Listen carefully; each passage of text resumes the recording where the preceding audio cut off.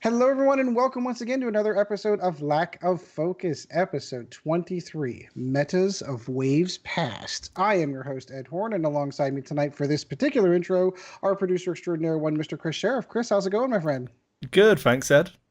So we will be joined by Sean Dorcy if after the opening segment here, he'll be coming up after that. And unfortunately, Chad is going to be absent tonight as well, still recovering from his surgery. So anyway, so in this episode tonight, we're going to be covering metas of Wave Pass. Some crazy things are going on in some of the competitive ones. And while we're not necessarily focusing all competitive, there are some interesting talking points about some of the lists that are coming out of some of these big tournaments recently we like to dig into. Of course, we do have some cool stuff that may have came out of Star Wars Celebration. There was a trailer for some movie. I don't know. We'll talk about that maybe later. Not really that important. But what was really important for X-Wing players is we got Wave 5 officially announced. We know the ships are going to be covering some of the pilots and some interesting stuff going to come out of that. So that's going to be the talking points for our news. And of course, we're going to go into the state of the meta with some of the cool lists that came out. We do have a sponsor, however. Kris, I do want to kick it over to you because I am horrible at pronouncing German. Okay, so we are still sponsored. I think this will be the last episode, but we are brought to you this week by Von Unersprechlich and Colton, by Uncle Mike's Worldwide Creations, or Worldwide Productions, sorry.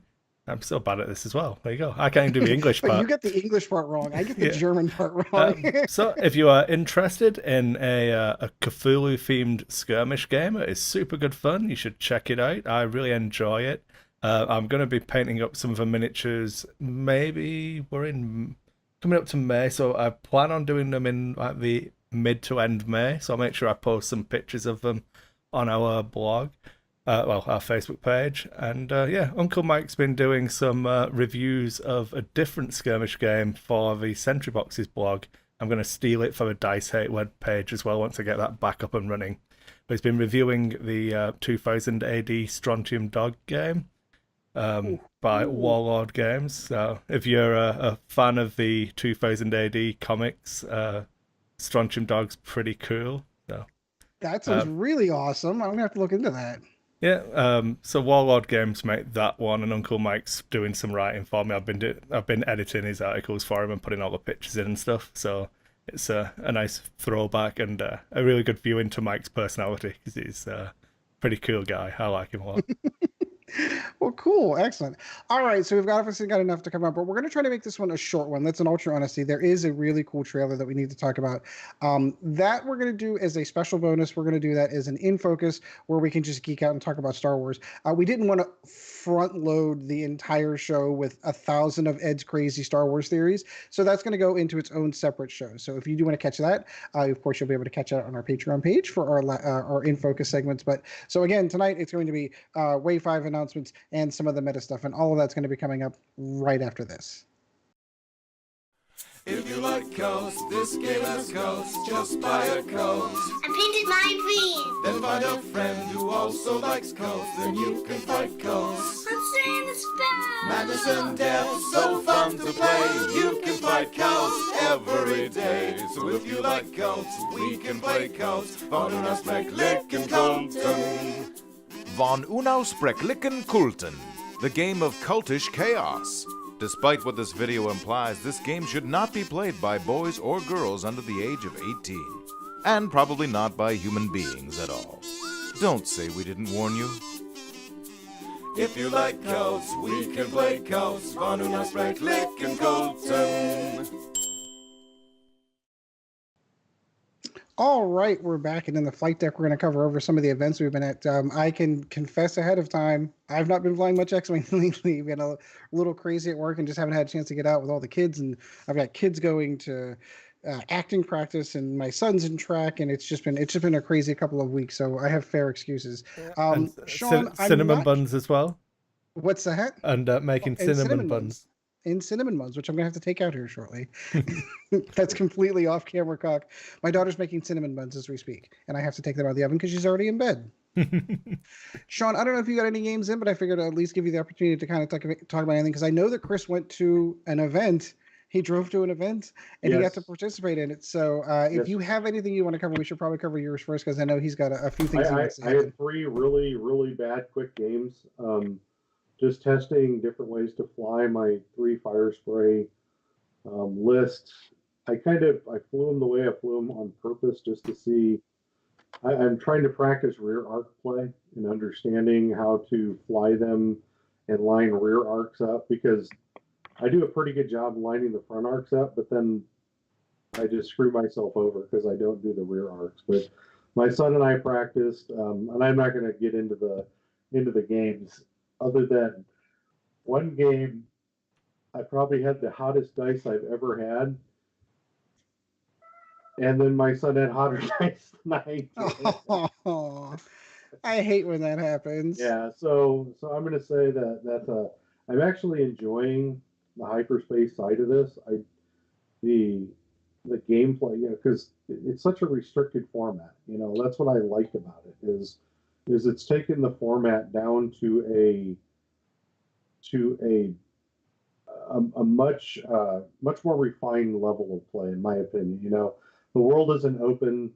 I had my son play a list that was a non-hyperspace list, and I mean, it was so disgustingly ugly of a game. It was, I think I lost in 7 turns or 8 turns, where he had a ship off the table and the other one half damage, just because of the difference in the power of that list. And I'm not writing down what he's flying, because that's not my focus on playing right now.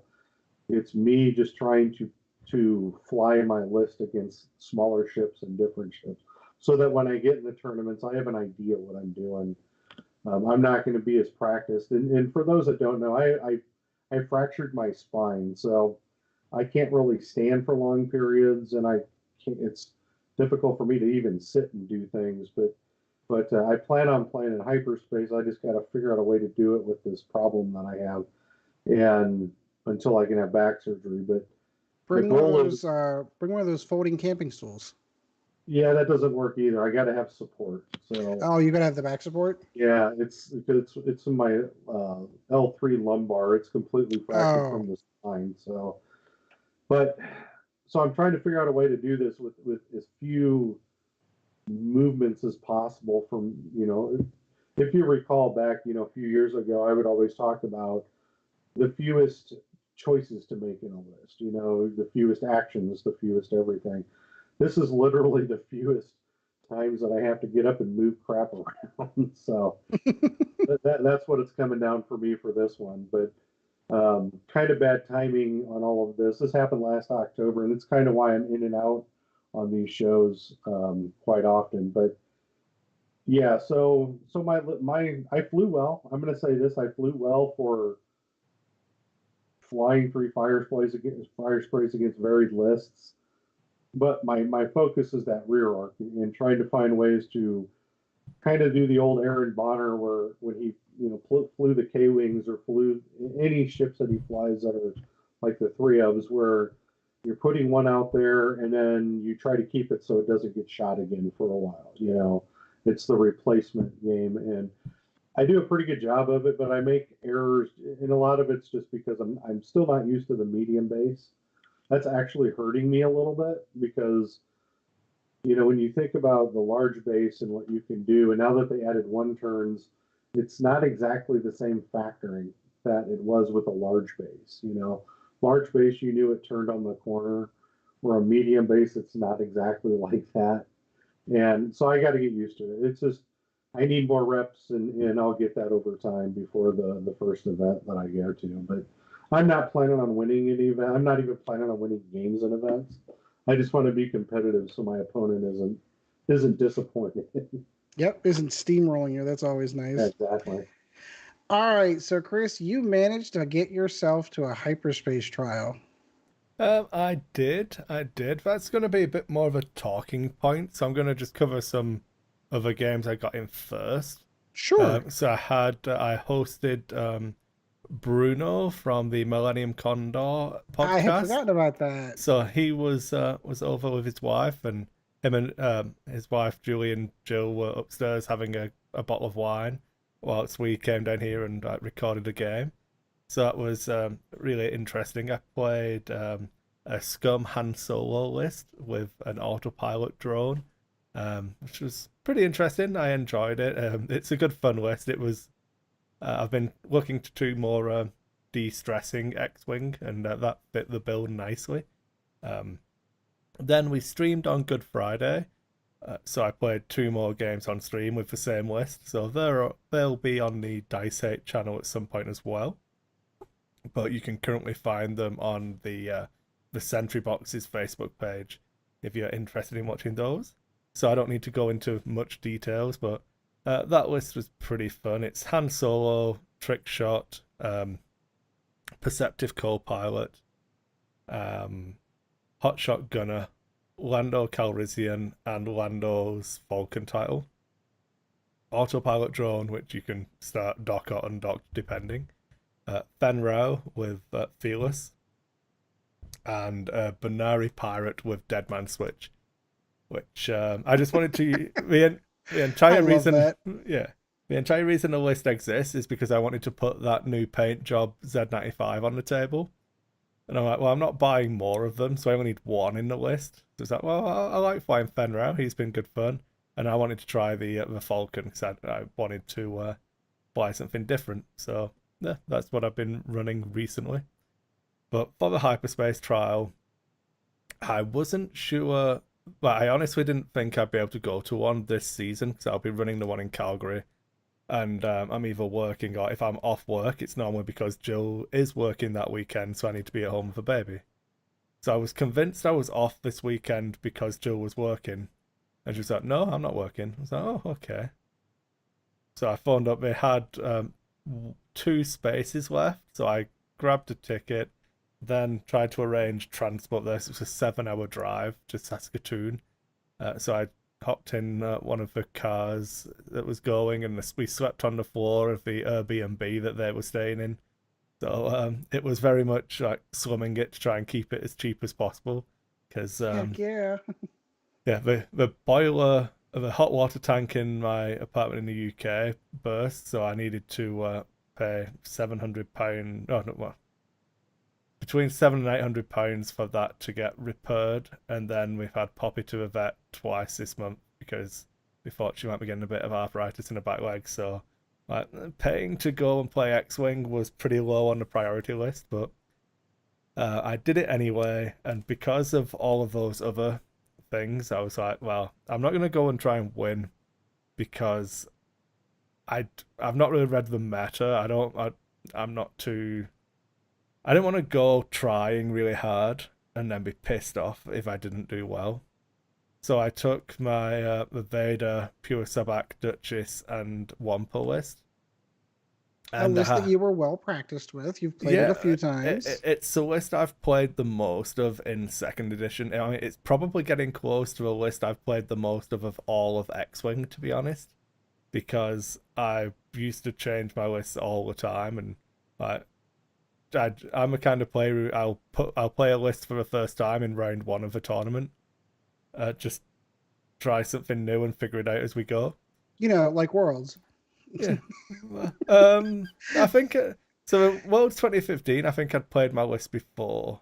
Oh, did you? Okay. Yeah, the Karnor. Maybe I was running Bell and swapped Karnor in, but that little tweaks like that don't count. But the one that really stands out was the Nova Open we were all at. That my first ever game with a K-Wing was round 1 of that tournament. So yeah, fun. It happens. Yeah, when I was running a regenerating Miranda and a regenerating Han Solo before it was cool, because that's how I rolled. Such a good list. It was horrible. It was just mean. Speaking of like regenerating Han Solos, we'll get there later. Oh yeah, we'll get there. So this is a long way about saying that I got to game 1, and there was a moment where I'm up on points. I've got Vader's maneuver comes through, and he lands in front of a B-Wing that's got 3 health left at range 1 in arc of each other, and there's a B-Wing behind him which should be at range 2 of Vader that's on like full health, maybe lost 1 shield or something. And I can afterburners past and then barrel roll out of a back guy's arc, or I can target lock focus on the front guy, blow him up, and then just say, come at me, bro, to a second one because Vader's on full health. And I was like, having the back and forth of like, what do I actually want to play? And I know like, we had this conversation when you were talking about the First Order list and like, can you play Supernatural Kylo? Do you enjoy playing the way you have to play it? And I decided, no, I'm going to opt into this. So Vader fails to kill the B-Wing, and then dies from full health to 0. So I'm like, oh, yep, fair enough. And then to try and like salvage it back, I think Duchess flew over a rock with the aileron move, which gave him half points on Duchess. And at that point, the game swung so that I was then behind, and I needed to fully kill one B-Wing, and so it was like a Rebel Beef list. And basically, the death of Vader and Duchess put it that it was out of reach in like the 7 minutes I think we had left. So jeez. The correct option was disengaging with Vader, but I opted in, so that was fine. Then I played a couple of other games, all in the same vein of like one of my opponents was running a list that was almost identical to one that I put in my case. Was Vermeil and the 4 Inferno Squadron ties. Just a couple of upgrades were different. So I really enjoyed playing against that one, but I fired my entire list at it for a long time and managed to do like 7 damage. Just TIE fighters wouldn't die. So that's not the TIE fighters I know. That's not the TIE fighters I know either, but so that one was a loss. I think I won a game against 2 Upsilons and Quick Draw. I lost a game against Wedge. It was Wedge with Swarm Tactics, a U-Wing, and 2 Y-Wings with ions and bombs. Because he flew Wedge over a gas cloud, so he had no action. I got 3 of my ships to shoot at Wedge, took both of his shields off, then he managed to like half point pure Sabak and turn off his ability. He had unmodified range 3 shots, I had modified range 3 and range 2 shots, and I came out behind. And then the last game, I was against 4 Republic Arcs, and I had the game in the bag again, and then I decided I was going to finish the tournament the way I started. Instead of doing a 5 straight with Vader, I hard turned in, and we rolled dice at each other with like 2 minutes to go, and Vader died again. But at that, I wasn't. That was the difference between going 1 and 4 or 2 and 3. So it wasn't. Yeah. At that point, it didn't matter. Yeah. Was that the end of the rounds for the before cuts? Yeah, that you needed to go. I think 5 and 1 would made the cut. All the 5 and 1s I think made it. I can't remember. But yeah, I was like pretty bad. I was in like the bottom 5, I think, or the bottom 10. I was pretty bad. I was but so first off, I think I definitely misread the meta. There was a lot more Rebel Beef there than I expected. I know that Rebel Beef was good, and I include like the Republic Arcs in that style of list. That I just didn't really expect it to be that prevalent because it's not real. I personally don't find it that fun to fly, so I didn't think that many people would do it, but I was wrong. And so when you say Rebel Beef, make sure we kind of get an idea of what we're defining as far as what that is. So a list that's looking at 30 plus hit points spread across a minimum of like 4 ships, where you win by it wins because at time you'll have points left on the board that your opponent couldn't kill in that amount of time. Yep. And my list has got 16 hit points total across 4 ships. So if I wanted to play it, I definitely needed to opt out of lots of things and do a chip damage and disengage, which I definitely just didn't do. So kill one ship and play keep away the rest of the game. But yeah, it's just I'm quite good at that aspect of the game of like working out what I need to take out so that when time is called, I will be ahead.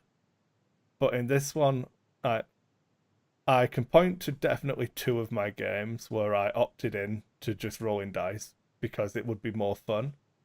And that was what I wanted to like touch on. I know like Ed, you've said about it that you didn't want to play like Supernatural Kylo because you just didn't enjoy doing that, even if it meant you would win. That's not how you Yeah. wanted to play.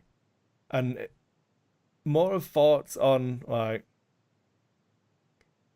I don't want to get like high horse, and like, the correct way to play X-Wing is however you want to play X-Wing. But a bit more on the aspect of just because you go to an event, you can set a goal for your list. And I remember I did it when I took that my $101 article scum list to Worlds. My goal wasn't to win Worlds; it was to try and have a positive record. Like my goal going to Saskatoon wasn't to try and win the event; it was to try and go 3-2. I didn't meet that goal, but I feel like I could, had I played like a dick, I definitely could have, but I wouldn't have enjoyed it. So I don't know. Well, but isn't it about winning? Isn't it about getting the top prizes? And this is where we all kind of have this stumbling block. Where we all want to be nice guys. We all don't want to be that dick and play to win. I'm not a good enough player, to make cuts right now or ever really. But this was brought up to me a couple of years ago, because we would always talk about, go into Worlds and having this goal set, but not really, the goals weren't really to make the cut. It was to do, whatever an X or whatever. And, Yeah. That's the interesting thing about the game, because if you're wanting to succeed, and like you're talking about, you had a specific goal, on winning, certain amount of games. Yeah, The sorry, way to do that, isn't it just to play to win all your games? well, And I'm being the devil's advocate. I understand that, and that's what I mean. I could have easily achieved my goal, but my goal was to have fun and maybe win 3 games. Yeah. I definitely could have. Both of those things weren't mutually exclusive. I could have done better, but I don't think I would have had as much fun. And in the game against the TIE Fighters, I was salty as fuck, man. Because I know I've lost game 1. I won game 2, I think it was. I can't remember the exact order, but I'm pretty sure I lost game 1. I won game 2. The game 3, I'm like, okay, get this one rolling, and then I'm 2-1 again, and can start working my way back up and like submarine my way through. And I didn't refuse to play. I was always like taking shots, but I was like still dodging acts and engaging and like making it a good, interesting game. But I never felt like I was being, and yeah, I'm running 2 strikers, so I can't target lock. For most mods I can have is a focus. So you're always at the mercy of the dice to some degree, no matter what level of mod you do. But like the number of times, and I'd be like, okay, I'll take my modded shot, get 1 damage, you evade it, which is perfectly fine. That's average. If I only do 1 damage, a TIE fighter shouldn't suffer it. That's fine. And then it would be like, oh, straight up 2 hits back, and like, okay, my 2 dice getting off in half points. Okay, next ship, and it made me feel salty and bad. And then I'm like, well, I had to do a mental check of like, wait a minute, like, you opted into this. I chose to play this list that's going to suffer from high variance because I can't take target locks. I only have 4 health. I only have 2 agility. I need to position perfectly. If they get shot, they can just, all of these are known quantities to the list. So why am I annoyed when it lands on the other side of it? So we've played and the game against you, Ed, when I said I barrel rolled Vader in and opted into that trade, and like Vader rolled evades. It's fucking awesome. I feel good about myself. I'm like awesome at the game because the dice confirmed that my wrong choice was in fact the right choice. Just because it worked out doesn't mean it was the right choice. The correct choice was barrel rolling the other way and not getting shot at all, and us not playing the game. That was always the right choice with this list. But I opted into playing because it's more fun. And it's... I just want to finish a train of thought and then you can come back. And it's having to... like being cognizant of separating that having fun playing the game and winning aren't the same thing. I still had fun playing the games, and that was what was important to me. And I wanted to that's what I was trying to focus on more. And to Sean's point, I'll let you come back, and I know that you've got something you want to say. That's okay. I didn't want to let you. I want to let you finish. Yeah. Addressing Sean's point, like, is it because like people want to win these prizes? I'm running the Calgary one, so I get the full set up to I think the card binder from TO in the event. So I don't need to win any of the stuff. So that might have affected my mindset that I didn't need to try. I get the dice anyway, blah, blah, blah. I don't need to do anything to earn this other stuff. So it was, for me, when I went into the event, it was either I go and have fun or I try to come first. I either earn a world's invite or I try and come first. And I didn't want a world's invite because I don't even know if I'll be able to go because baby. Yep. If I can go, I normally prefer not playing at that level and covering the event. So if I can, I'd probably go on a press pass. So that's bye. But so I don't know. I can't say, Sean.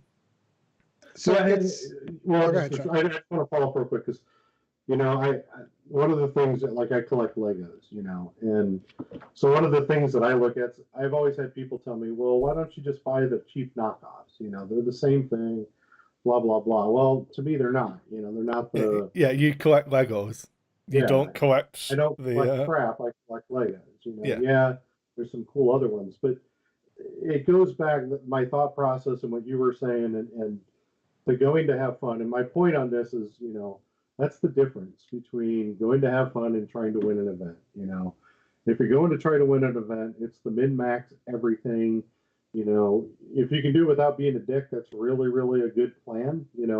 But sometimes you have to be. And I know that I've reacted poorly to some events and things like that because, making the cut or getting a better prize or whatever, and what people do or say, can become offensive or whatever. But as in the game of X-Wing, those are the choices you have. Get better to win, or get better just to have fun and be better at the game. And I know I'm kind of beating the dead horse on this one, but to go back to your point, Kris, it's good that you're going out there to have fun, and that's what you went there to do.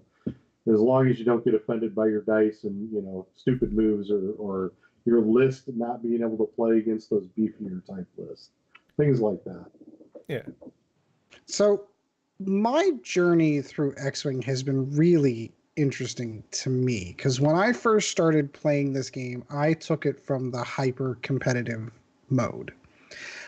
Which led to a fantastic podcast and meeting some great guys, two of which are here I'm speaking with tonight, thanks to that. And going to the next tournament, preparing my list, practicing at my local game store, because I was always practicing for the next event. There's a store championship coming up in 3 weeks in this store and that store. This is the list I want to run. I need to get the reps in. And going to those events, that was my focus in X-Wing for a really, really long time. But I always found it interesting when I'd come up against a list and go, who the hell still runs that ship? That's like 3 metas ago. And then you talk to your opponent across the table and he's like, oh yeah, well, I'm from such and such in town and nobody plays X-Wing there. This is the only time I ever get the opportunity to play games at all is to pay the $10 to come to an event like this. He's like, I'm not coming here to play to win. I know I'm not going to win, but for me, I pay $25 to play 5 games of X-Wing where I wouldn't get any games in at all. So when you go to those large events, there is a pretty large percentage of the players are there that are trying to win their way into Worlds, trying to win the event, trying to get the dice. But there's another larger part of that group who went into that knowing ahead of time that they weren't going to do well. Yeah. But they love the game. And despite the fact that it is a hyper competitive event, they're there to have fun. And since, my life has changed quite a bit and I've moved into second edition, and second edition has more been hobby and fun. And I love the game of X-Wing, but I'm not taking it nearly to the serious level that I used to take it. I can see the joy in both. I really can. There is a competitive player deep inside me that's screaming, you should be flying the top meta list and flying 45 times a game, flying that list 45 times before you even take it to a tournament. And then there's the other one that's like, I'm pushing plastic spaceships across the board, playing against someone I may have never met before, and I'm having a good time playing a game. So like there are really two different dichotomies in which you go into that. Like I've been that guy, like I'm going to take this list and I'm going to take this tournament, and you lose 2 straight and you're like, and you see players drop those. Like, all right, I've lost 2 straight, I'm not going to make the cut, I'm going to leave. I never dropped. So at some point in time, I make that shift. I'm like, all right, so I'm not going to win, but I paid to be here. My friends are all here. Let's play some games and have some fun. Like at some point in time that you are still playing a game. It is still a game. It's a competitive game, yeah. But once I was out, but I still wanted to have fun. Do you know what I mean? Yeah, and it's easy to say from the position of having lost anyway. But I'd had discussions on the drive there, and like the morning before the event, of like, if I actually make the cut, and there's a car, because it was a 2-day event, the cut was on the Sunday, and one of the cars was travelling back before the cut, I would have dropped on the Saturday evening so that someone else could make the cut, because my main concern was getting back to watch Game of Thrones on the Sunday. Exactly. And again, it's very easy to say what that. Is that? What is that you're talking about? It's some TV show. It's not important. Nobody's watching it. No, not at all. And it was like, again, it's very easy to talk about that from the perspective of, oh, well, he lost anyway. But I can't say if I would or wouldn't have done it. I think I feel like if I'd have felt like, as I made the cut, looking at the list around me, that I could have won, yeah, I'd probably try and actually win the whole thing at that point. But if I eke into the cut and it would have been the same type of games again, I feel like I would have just left. I don't know. But the reason I'm bringing it up and wanted to go deeper onto this was because there's lots of podcasts which will talk about the times that we win, and I know, as you said, Ed, like the O2 and drop type mentality and being the ultra competitive, and I wanted to bring it back to it. I felt when we started this podcast again, I was cognizant of the fact that Sean wasn't going to be playing as much. Chad and you have different things going on in your lives at the moment, and it's like, well, someone probably needs to try and do the competitive aspect of it as well. And it's like, I thought about it, and I tried running more competitive lists, and I'll take them to a game night for people to practice against, and I feel like I can keep my finger on the pulse of a meta and be able to talk about it. Like our main topic tonight is going to go into that kind of stuff, and it was more, I don't feel like our opinion's any less valid because we choose to not try, or that's wrong. Because I don't care enough to want to be good. I don't know that affects my ability to be an analyst of it. I don't know. What are your thoughts? I disagree entirely, because again, like you said before, however everyone plays X-Wing, however you enjoy playing X-Wing is the right way to play X-Wing. Yeah. And we made a conscious decision whenever we started this show that we weren't going to be our old show. And for those new players, fans of the show who don't know the old show, Nova Squadron Radio was a very hyper-focused. We focused very hard on the competitive meta, which ships were good, which ships weren't good. We would talk to tournament winners, what lists they ran, and it was great. It was fantastic. It definitely scratched that itch. But we also had that when we started this one, that's not who we wanted to be. because Yeah. that's not who we were. We had evolved into, and maybe not evolved, maybe not, we had our focus had kind of shifted. Matured.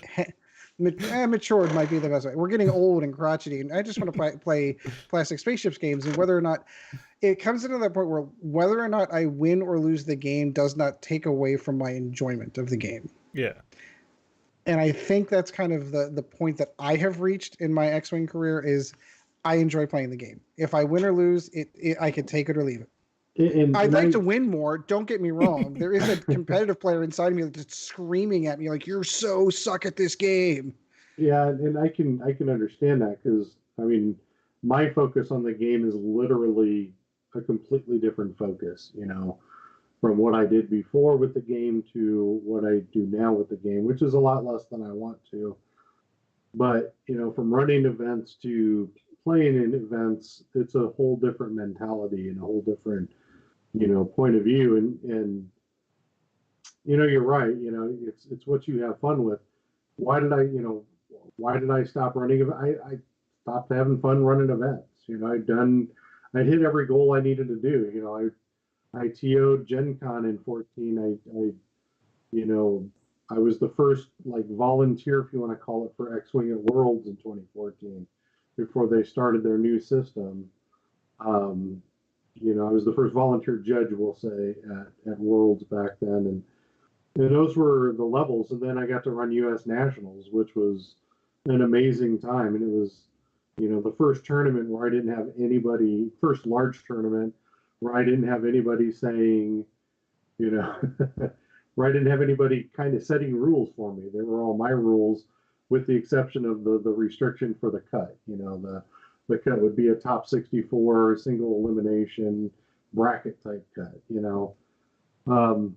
I had a great time, and I hit everything that I ever wanted to do, and I didn't care anymore. Running events was actually kind of boring at the end, and so my focus now is on playing, and as the hyperspace regionals start up in the area, I'll go. I don't know physically how successful I'll be. Just it's kind of difficult when you're in pain 24/7 to try to concentrate on games like that. But I'm gonna see all my friends. I'm gonna try to go to Kansas City to see the KC guys and that group of players. And the one thing that's different too that I wanted to bring up that I was thinking about the last time I was on the show, but there was really no segue into it, is the faces are changing. It's the game for me. It's like I stepped away out of the Omaha scene as long as I could because I needed Patrick McDonald to be able to generate, to be the guy rather than because I was at a game night one night and he had taken over and everybody's asking me questions. Well, that's not why I'm there anymore. That's Patrick's role, and so I just want to interject one thing quickly, Sean. Yeah, go ahead. If you're at a casual game night and you don't know if something is in arc, just get fucked. Roll dice for it. At no point ever should you give a fuck enough to interrupt somebody else's leisure time to fucking come and judge if something is in arc in your fucking casual game.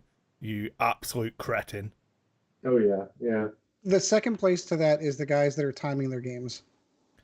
Which those are the guys that are. I don't mind playing time games at a casual night because you get more table time for more people and to play against more opponents, and that's like stimulating the flow of a natural game. But if something's in arc or not, if you need a judge, it doesn't fucking matter. Roll a dice because the judge doesn't fucking know either. Spoilers. Like if the judge doesn't know either, he's just gonna pick one so that you can blame him or her. Yeah, or get the laser that you can set down on the table and actually measure it out. That's the one I have. Yeah, but sorry, Sean. That's just one of it's a judge calls in casual games. Like if it's a genuine rules query that like the entire group can have at your game night, fair enough. Crack on. If it's is this in range? Is this in? Just get fucked. No one cares. Yeah, but back when I years ago in Omaha, casual night was sharpening the knives. That's what it was about in Omaha for a long time, and that's changed a bit. The faces have changed, like I said, and the people have changed, and kind of the mentality has changed a little bit. And That's good. That shows maturity of a game. It shows maturity of groups, and it's tonight right now. Is actually our casual night at Sparta, and unfortunately, I'm here talking to you guys, not there playing, but I wouldn't have been able to do it either way because So it means we win, Sean. It means we win. It's right. Exactly. The show must Exactly. go on. All right, I'm done. My diatribe's over. All right, Kris, we didn't talk about this before the show, but do No, we want to we'll roll into news. Yeah, we're back. We want to do just the intro break, then news and Flight Deck and news will keep as one, I think. All right, perfect. Well, then we're just going to roll into it. There was this little thing that happened about a week ago. You may have heard about it. Star Wars Celebration in Chicago, and they announced Wave 5. And we've got some cool ships in here, but oh boy, do I have some opinions on some of them. So let's start at the top. At my at the top of the list is going to be the Nantax class Starfighter. Interesting little ship. I'm like super excited about this. It's interesting. So, of course, if you haven't seen it by now, where have you been? Go to the FFG, look at the news article. It's only arc printed on the card. Now, it does have a turret, but the only arc printed on the card is the bullseye arc. That's it. That's the only forward arc that it has. So it is a super precise ship. So this is for the separate Confederacy of Independent Systems. Yeah, we should clarify that, of course.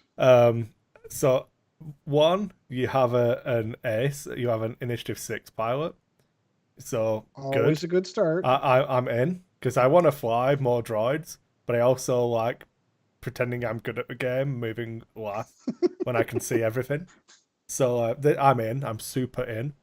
And then this like cool bullseye only primary arc. It's a 3 dice primary, and then it's supported by a 2 dice turret that can't point backwards. So like you should always have a shot with this, but yeah, the bullseye is just like it's a nice little added bonus. Yeah. It almost reminds me of the V666 that had the 180-degree arc. You almost have that, except you need to control where the arc's pointing. But you basically anything that's in front of you, you're capable of shooting. Yeah, well, it's a 270-degree arc technically. Yeah, exactly.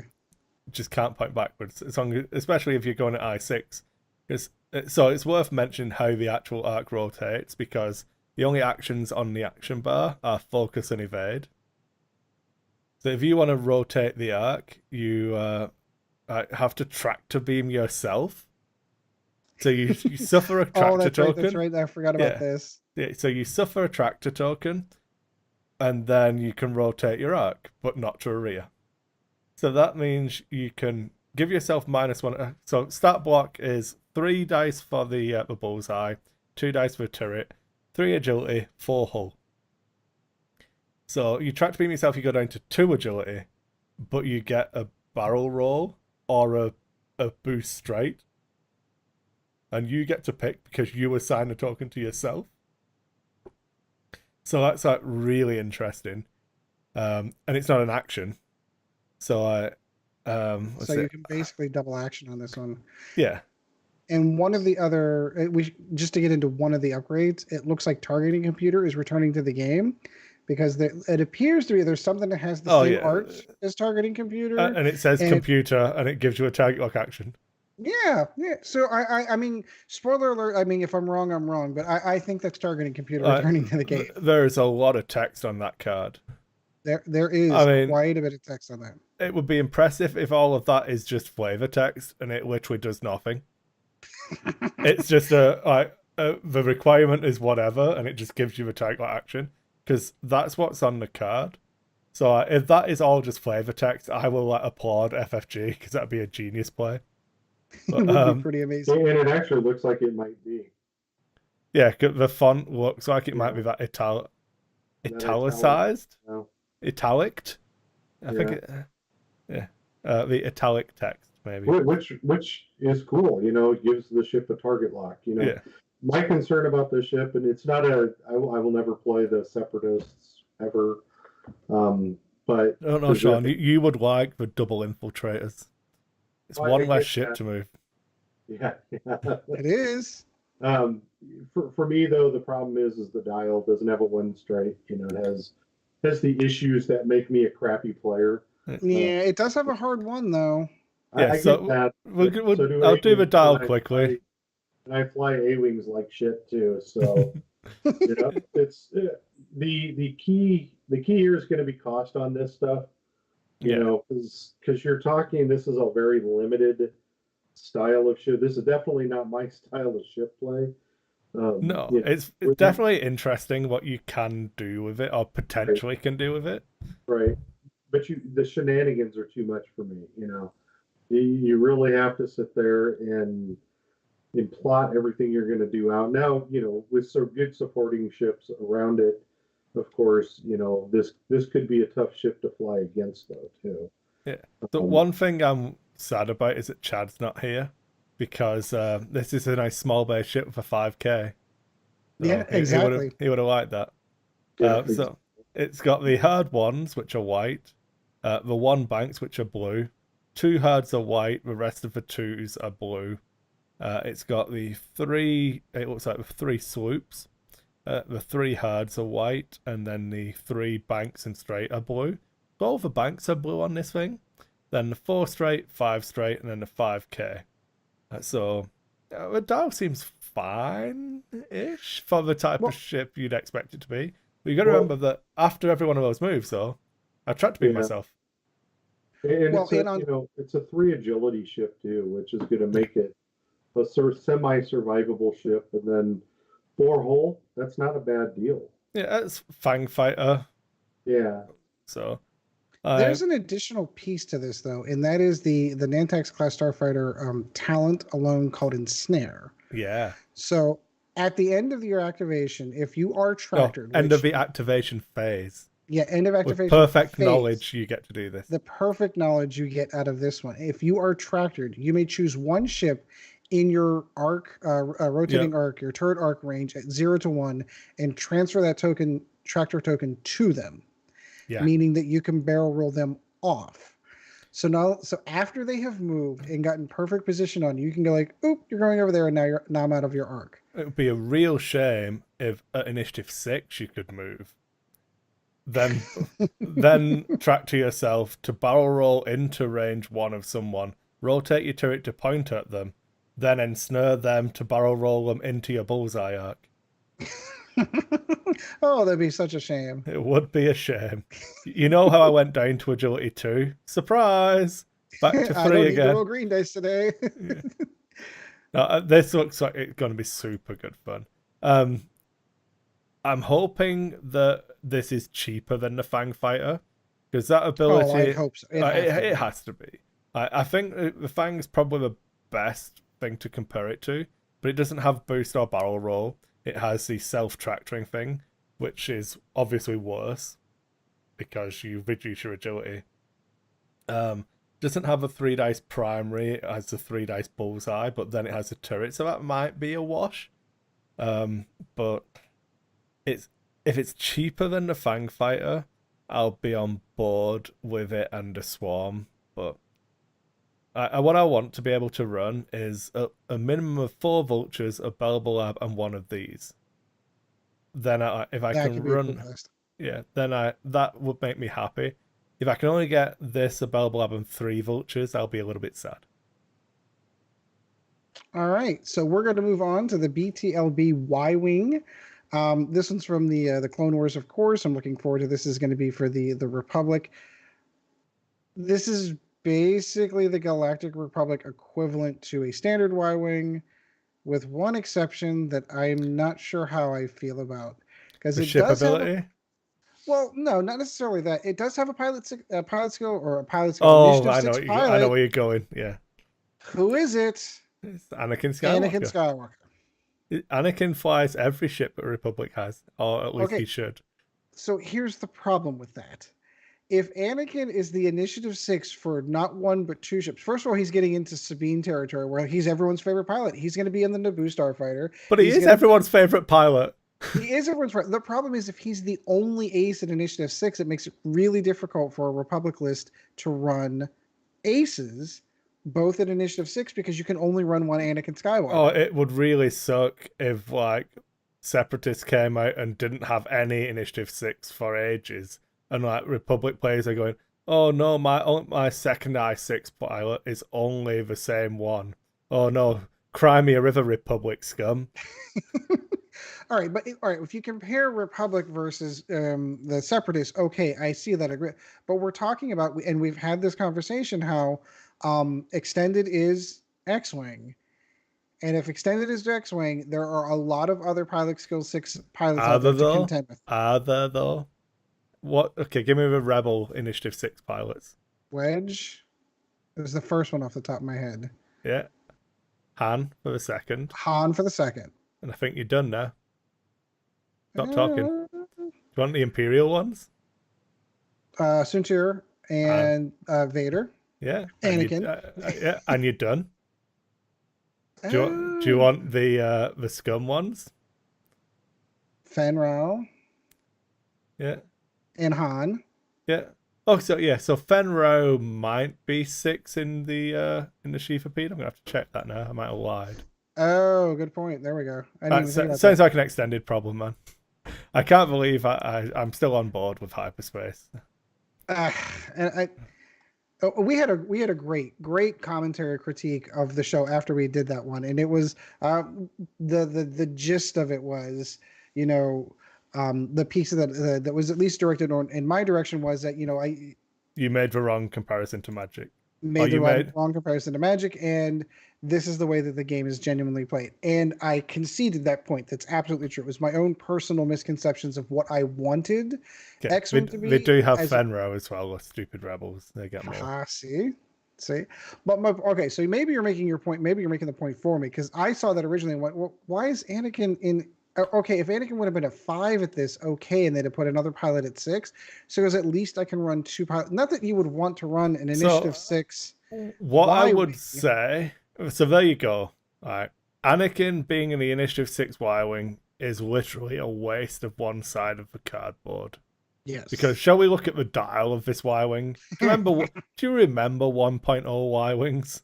I do. Because they were pretty shitty at turning. It turns out that when you have all of these armor plates on, you're pretty shit at turning. So you have the 1 straight is blue, the 2 straight is blue, and that's your blues finished. We're done. That's it. That's all the blues on the entire dial. Yeah. So whoop-de-doo, Anakin, yeah. He can fly this Y-Wing real good. He can maximize the potential of this Y-Wing. You know what else he can maximize the potential of? The Jedi Starfighter. Yeah, which is where you really want them. Yeah. And I get that, but all right, so that was just kind of my areas. Like, so the only pilot skills or Initiative 6, I keep doing it. The only Initiative 6 pilots that they have thus far are both Anakin. Yeah. Which is I'm fine with, because you've got to remember that we've got 7 factions now, so I don't mind them feeling different. And the Republic to me feels like it is these named dudes over here who are all unique, and then these other people over here who are all identical. Clones, you might say. Clones, maybe. Yeah, they're all kind of So I could see it. All right, you're selling me on it. If Anakin is the best pilot, he's the best pilot whatever ship you put him in, and that is just a Republic. All right, that's the feel of a faction to me. I think so. The only other thing that I think we should probably talk about is that this one still has the armor plating on it, but it has the plated hull ship ability now. So it's identical to a Rebel Y-Wing or a Scum Y-Wing, apart from this plated hull, which is, while you defend, if you are not critically damaged, change 1 crit result to a hit result. Sort of an almost mini inbuilt Chewie, aka First Edition X-Wing. So one thing to remember is that this would happen in the Defender modifies attack dice step, which is before the Attacker modifies attack dice step. So this only protects you against natural crits that were rolled. not things like the advanced targeting computer from the TIE Advanced, stuff like that. They will still get Or the to ability turn. of like proton torpedoes that flip Yeah. one over. Yeah, everything like that would happen after this. So it's fine. What my hope is that they don't actually cost that ability anything. Yeah, I Right. could see that. Or like, and or if it's got to be like half a point at more. I don't know. Like you can't make like you've made the dial worse and given them this ability. That's actually a loss in my eyes. So like the dial is. That's my point. Is I'm hoping it's cheaper. Yeah. Overall, because it's not a better ship, because it's really not. It's still 2 dice, 1 defense die, 5 and 3. It's not a better ship. The ability to do natural die rolls, or die rolls to take away crits, okay, but you have 3 shields. It's when you're out of the shields when that matters. It's there's to me, this is a meh. It's cool. I'll definitely own one because Y-wing is my second favorite overall ship in the Star Wars universe.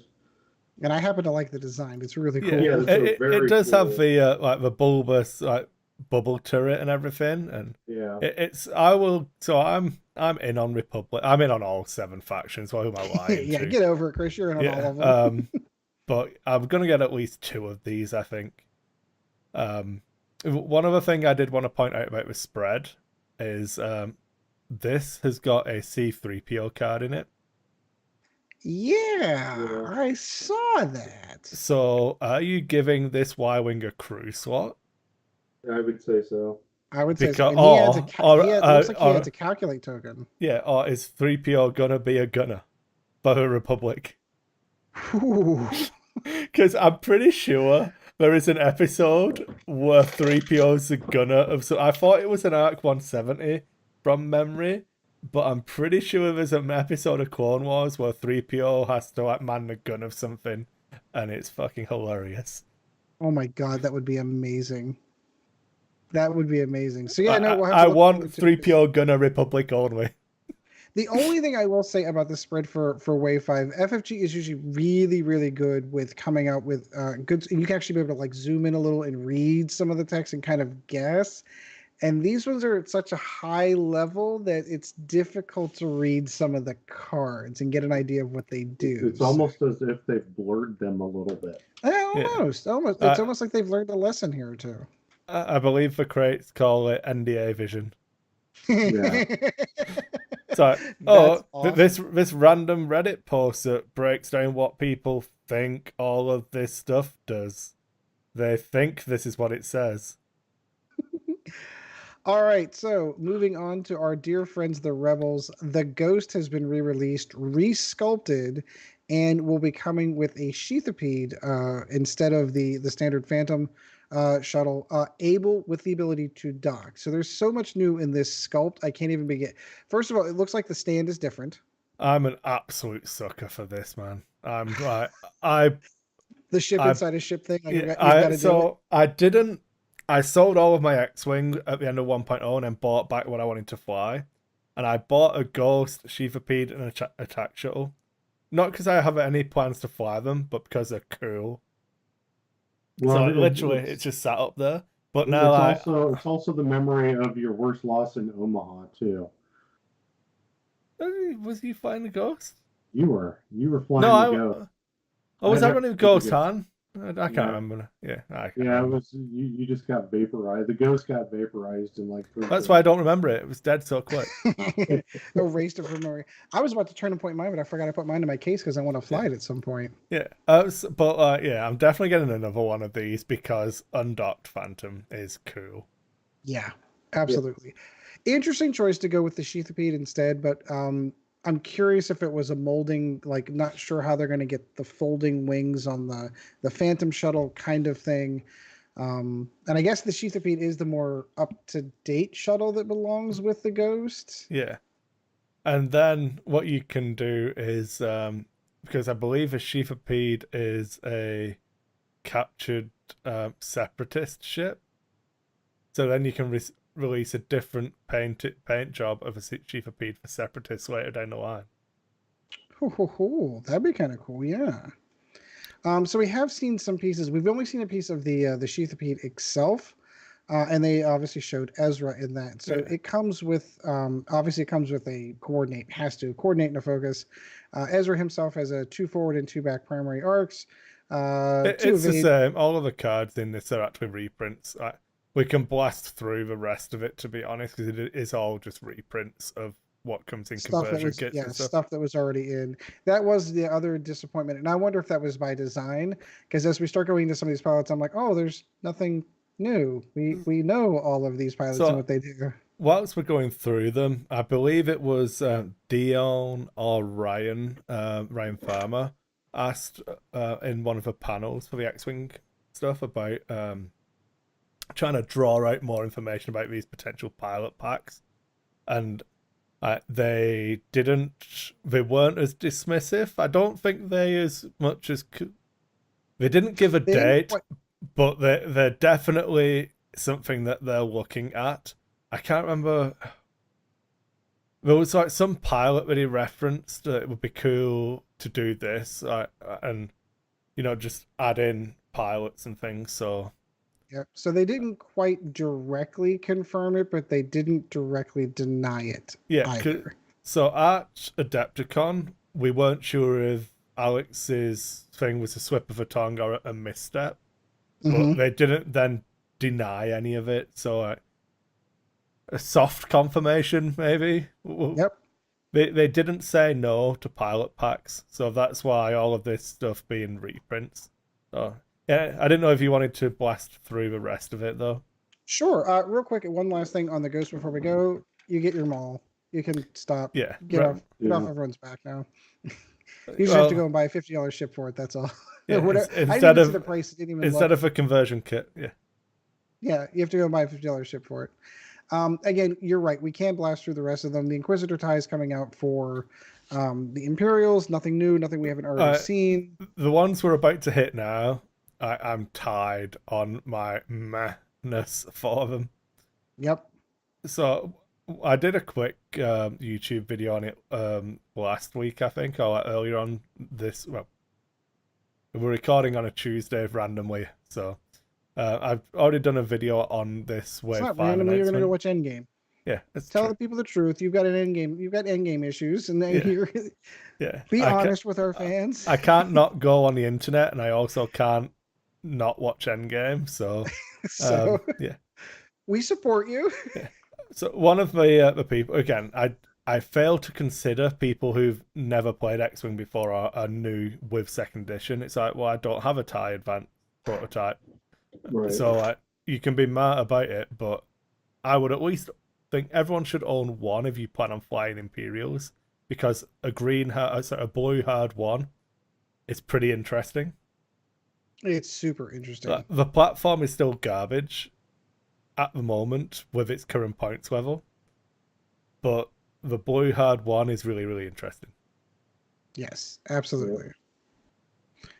We also got the flying toilet seat itself. The punishing one will be out in a very nerfed version from its previous iterations. And there is one piece to talk about with the M3A, and that is a really new cool paint job. Again, it's that same black and yellow, so they've suckered me right in again. Yep. Now, is that the same paint job that they did with the re-release of that whenever they did the... No, it's different to the Epic Chip version. So right. This is the third paint job for the M3A, but this is the same paint scheme as the new Z95. Right, exactly. And since you have mentioned the Epic ship, there is one minor little piece. We've seen some hints from some trade magazine somewhere that showed some Squadron of the template. The Squadron template to make moving ships easier. So it's like movement trace from Warhammer Fantasy. You're going to be able to move ships in a larger swath. Yeah, I think that's what Rune Wars was for, in my opinion. They put Rune Wars out just to get a movement build for Epic. It's the way that it feels to me. No, and I agree with that statement. It's a whole different system than the crap one that they had before. Yep. No, it looks good, but again, that's all we know. And I know I'm one of the few. I know there's a few of the fans that agree with me on this that are excited about what they're going to do with Epic. I'm really looking forward to it. I've got hundreds of dollars of chips right there that I'm not flying, and I want to fly them. So I'm really looking forward to seeing what FFG does with them.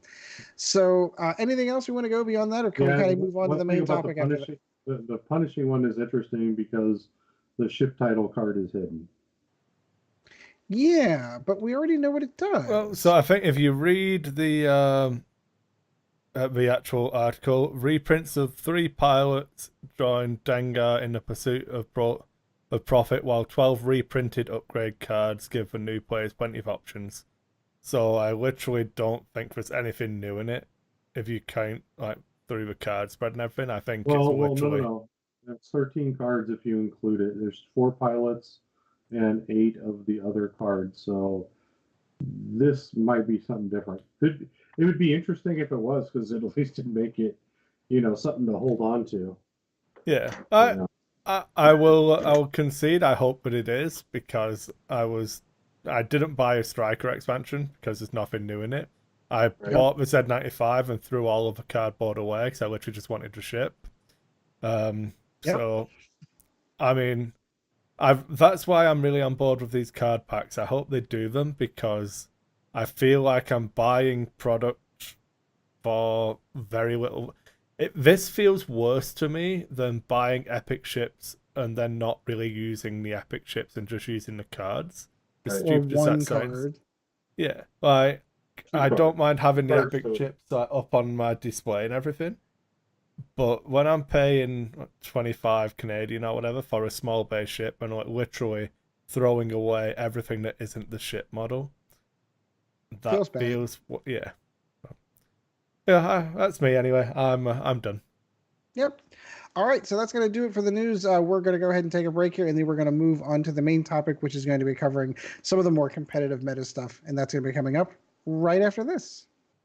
All right, we're back into the main topic tonight. We're going to be covering metas of waves past, pieces of X-Wing history that are shining through in second edition, specifically with Fotheringham builds and Phantoms at the top of the meta. It's crazy. It's almost like it's Wave 4 Edition 1 all over again. Now, these ones are a little bit different builds than how we were doing it back in those days, but the basic premise behind them is still there. So, Kris, you had a couple of tournament results you wanted to go over. Nathan Idy, of course, has started the list and getting it popular, and then it's kind of like snowballed into a 2-ship build. It started off as a 3-ship build, and now it's kind of moved into a 2-ship build. Yeah, I think Nathan, I will credit him with giving it like the first proper big event stream games where people started to take notice of it. But variations on the list have been like cropping up here and there and like doing okay. And then I think what pushes it over the edge is when FFG released the FAQ update that allows Kanan and inertial dampeners to interact. So you can perform, after revealing your dial, you can choose instead to perform a white stop, receive the stress, and then clear it with Kanan. So which sort of semi-feels the way that it used to be in first edition. Yeah. Once that interaction's nailed down, that's how FFG want it to work, then it like jumps into like competitive. So it basically sits still. That core Han went, I think, I'm talking off the top of my head now, but I think at the 2 system opens, it went effectively 21-1.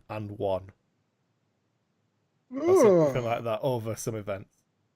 So see, when you start thinking, like, because initially you're thinking that when you're putting 120 plus points into a ship, it's one ship, just kill it, it's easy, just kill that one ship. It's only got one evade, right? It should be that easy.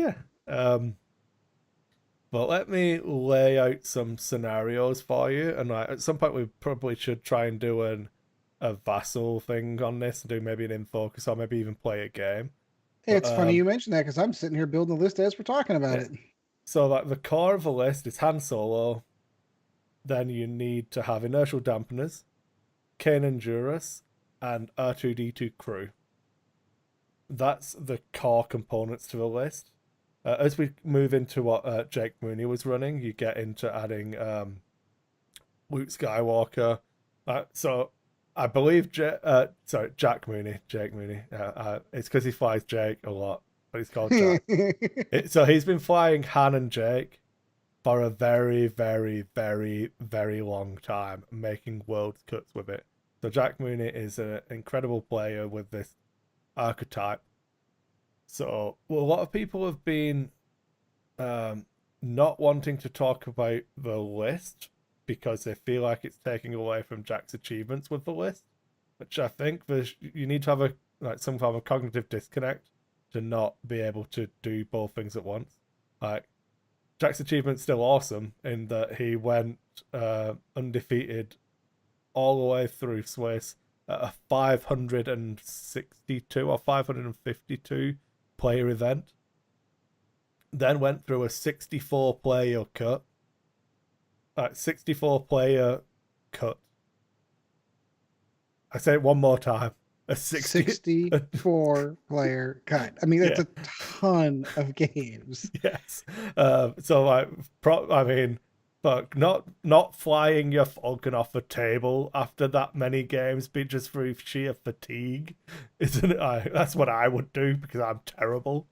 So I am the reason why people won't complain about this list because I would be terrible at it and would just get myself killed. But he's on record as having said that he got to the point where he was just throwing upgrades onto it to make it more expensive because he didn't want more than 2 ships. What else is he going to spend points on? So, well, because he went down the route of adding like Luke Gunner, which we'll get to here shortly. So but he added things like engine upgrade, and there's a few other things he tossed onto it. Yeah, it's Han, engine, Kanan, R2, inertial dampeners, trick shot, Falcon title, Luke. The things that I don't think you need are Falcon title. I think is irrelevant because you're probably not going to be taking an evade action. Right. Trick shot's nice, but probably not really needed. Engine's nice, but probably not really needed. Luke's I don't know. Nice. Giving it a white boost is kind of cool. Yeah. So using the red, you're not wrong. Okay, we'll say that you're not incorrect. I would value engine above trick shot and Falcon title, but the core 3 are Kanan, R2, and inertial dampeners.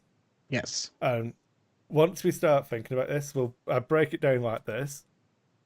If we are playing a game, you plan around my dial placements and possible moves. I plan around your dial placements and possible moves. That's how the core of X-Wing, yeah? Are we all agreed, John? Yep, totally agreed. Yep, agreed. Yeah. So, if I get to move Initiative 6 and have an engine upgrade on my Falcon, that means that if I'm moving last, I can plan around your move with my move, but also have an extra 3 finishing positions from that. Because I can not engine, or I can do a 1 bank left, a 1 bank straight, or a 1 bank right after my final position. So you now, to catch me in arc, you now have to consider the entirety of my dial, and then 3 extra placements after that. It's just like the way the old turrets used to run in first edition. Yeah. So you're now at a point of having to consider what the correct... So if you guess a correct move, you have to guess a correct move plus something. So did I actually boost or not afterwards? And you don't know because it's irrelevant, because if I need to boost, I can. If I don't need to boost, I can choose not to. So you cannot make a wrong move. You can't make the correct choice in that instance with all of your shit. If it's 1-on-1, and if I'm doing the 3 bank, and if I don't boost, I will be in arc, but if I do, I won't. You can't pick correctly because I get agency in picking if I move after you. That makes sense? Perfect sense. Yeah. Then you add in inertial dampeners. Yep. So now you have to consider if I move at all, if I do my 3 bank, if I do my 3 bank and boost. So I'll give you 3 ships now, so you've got 1 to cover each of those. So if you play perfectly, you'll have 1 arc covering the stop, 1 arc covering the 3 bank, 1 arc covering the 3 bank boost. Spoiler, Kanan now lets me boost after stopping. So all 3 of those choices were wrong. You still don't get to shoot me. And with Luke on board, it doesn't matter where you are, I can shoot you anywhere. Yeah. So every time Kanan picks any of the moves on his dial, even if you guess the correct dial, he has 8 options of where he can be. He can not move, he can do a move. He can not move and do 1 of 3 boosts. He can move and do 1 of 3 boosts. 8 different positions from 1 choice on the dial. So if you guess right, you still don't guess right. Because he's initiative 6 and he's moving after you. So he gets to see what you're doing and do his thing. So like that's the core of this thing, is that people, if you play it and you're thinking like, oh, like, he just slipped out of my arc there, like, yeah, and it didn't matter what you did, he was always going to do that. No matter where you went. It doesn't matter how many times you repeat this process. If I put my Falcon so it can 3 bank across an arc, and you pick any of your moves, you will not catch me. Because every time you pick, I can just do the other thing. It's irrelevant. With perfect knowledge, because I'm at initiative 6, and most likely already see where you've landed and ended your move. Yeah. So I think this list has got a 14-point bid. Ooh. So yeah. What does he dress Jake with, just out of curiosity? Lone Wolf outmaneuver. Oh, interesting. Oh, yeah, I could see that. Yeah.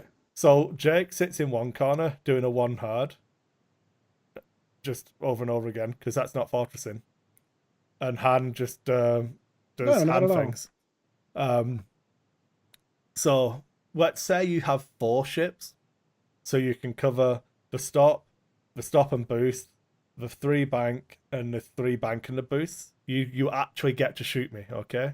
You've done it. You won. You won the mini game of can you shoot Han? So you roll your dice. Did you get 2 hits? So if you only got 1 hit, I've got R2D2, so I regen that shield. Well, and I was going to say, because so part of using inertial damage, you have to spend a shield, but R2D2 says, you can get it back. Yeah. So if you only do 1 hit, R2 can regen 1 shield a turn. If you only actually roll 1 hit, is Han Solo near an obstacle? Because I would be rolling my 1 evade die. If I'm within range 1 of an obstacle, I get to re-roll that, and it doesn't count as a re-roll. And I've got 2 force users on my ship, so I've got soft mods whether I do actions or not. So even if I needed to inertial dampeners, which spends Kanan's force, then boost, which uses my action, I've still got Luke's force, but if you got a shot on me.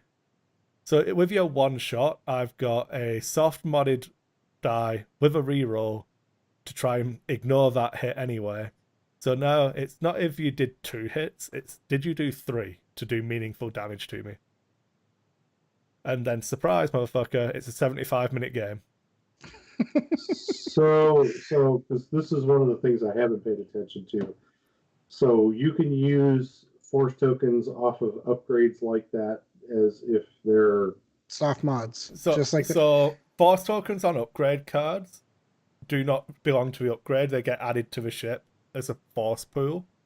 And then you can spend the ship's force points to do stuff off the upgrade cards. So just like if you were to add an upgrade that added the boost, for example, it adds a force token to the pilot's skills ability, meaning with Kanan and Luke on there, Han's got +2 force. Yeah, so Han becomes a 2 force user ship that can use those forces for soft mods, or it can spend 1 to activate Kanan's ability and 1 to activate Luke's ability, then have no soft mods. So and if you're this is where I'm with Ed. I actually like the engine upgrade idea on this, Yeah. just because it gives you an out, and then you have with the soft mods and understanding that now, that really makes it good. Along with the inertial dampeners not being a throwaway either. Yeah, so imagine now that your opponent didn't have 4 ships, or that your opponent didn't guess correctly by covering all of them, or one, or you could do a boost off one of these things with perfect knowledge that would get you not shot. So you need to spend your boost. So, oh no, you don't get an action, man. I feel bad for you. You didn't get your action. But as we just established, are you within range 1 of a rock? Because I'll roll my dice, then I can go, that's a bit shitty. I'm going to hand those dice, and then still have a soft mod as well. So are we back to Han shoots first with the hawk concept? I would where you're argue just that this is orbiting rocks worse. now? Because with this, No, because so- the rock play is, and you can re-roll your defense die and soft mod it if you need to. well, Sean, it gets a little bit worse because unless I'm misreading this correctly, both Luke and Kanan regenerate their force No, but tokens. the ship only regens 1. It does One, only so- regenerate 1. Okay, so you're right. still only so you're not getting both. Thank Yeah. God. But So- but you're in your planning, because you have the inertial dampener play in this too, where you could literally go every turn without moving. Use Luke's ability. Use Luke's ability to position Kanan, and then the next turn you have to move, regen, or 2 turns you regen, stop, and do it all over. I mean, that's So the that would stupid be annoying thing, to play against. yeah, the stupid thing with this list is if the correct move is a 1 bank right, you still dial in the three hard left, Right. because you can choose to inertial dampeners and then do the boost 1 right. Right. But if your opponent's gone all in on that, you can just do the 3 hard and say, fuck this shit. I'm out, man. See ya. And Go then- like the And complete. then boost, use Yeah. Luke's ability, turn the turret toward him and shoot him and punish him for it. and trick shot works with the turret, correct? Yep.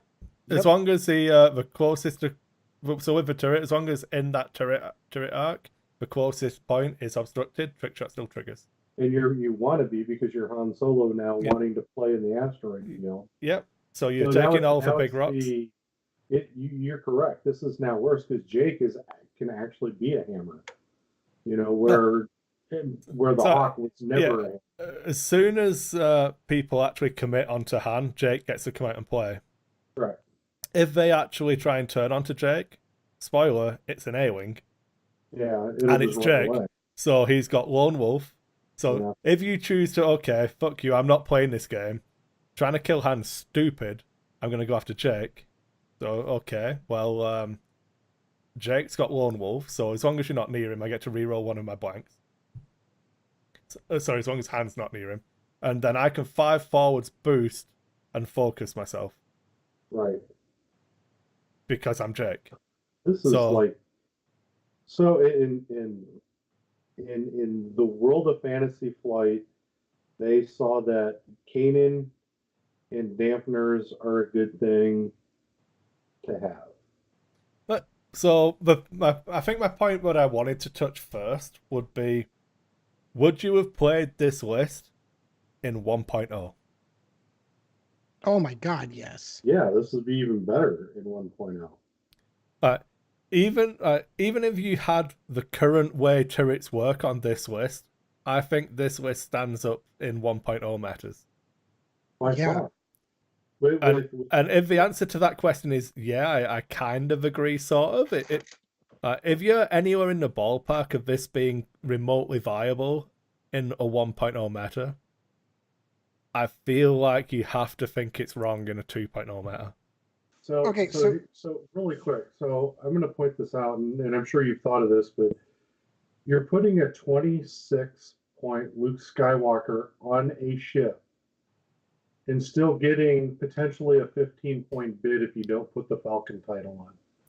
If you put the Falcon title on, you're down to a 9-point bid. But if you take that off, you're at 15. So you have a 26-point loot. But remember, you've just taken outmaneuver on Jake for 6 points. I get that. Right, so if you want to up that bid, it's easily doable. Yeah, because you can do the outmaneuver. Yeah, I mean, what I'm saying is that you're looking at now a 15 to 21 point bid with a ship that's hard as hell to hit, that's going to regen almost every turn, with the ability to stop in place. So now you have to sit there and figure out how to fly against it, and you will, no matter what, always be in the turret. Yeah. With trick shot involved to a potentially 4th or 5th die, if you line it up correctly, on a turreted shot, which now you can completely reroll because you're close enough. You get where I'm getting with this. I mean, this buildup is just ungodly. And anytime you roll paint, you're guaranteed to push damage through because you've got 2 force tokens sitting on it. Right, so you won't. It's a convoluted argument. I'm not trying to defend it, but you won't always have the 2 force tokens because there'll be a turn where it's always worth having. So hand needs to be shooting every turn. So you're going to spend you're going to probably spend the force on Luke if you need to, and Kanan will. If you inertial dampeners, you have to use Kanan to get the because if you start the turn stressed, you can still inertial dampeners, but then you're only down to 2 options. And the key to this list is making sure that you always have those 8 options open. If you always have those 8 options, your opponent's fucked. And that's what I was going to come on to when we start praising Jack. I keep trying to say Jake because I'm looking at Jake Farrell again. But yeah,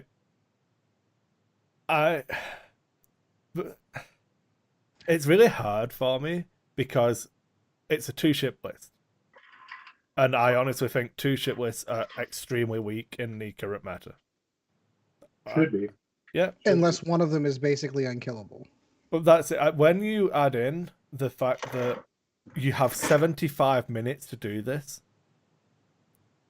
So if you say 5 minutes a turn, so we say 11 turns is the high end of average for a game of X-Wing in 75 minutes.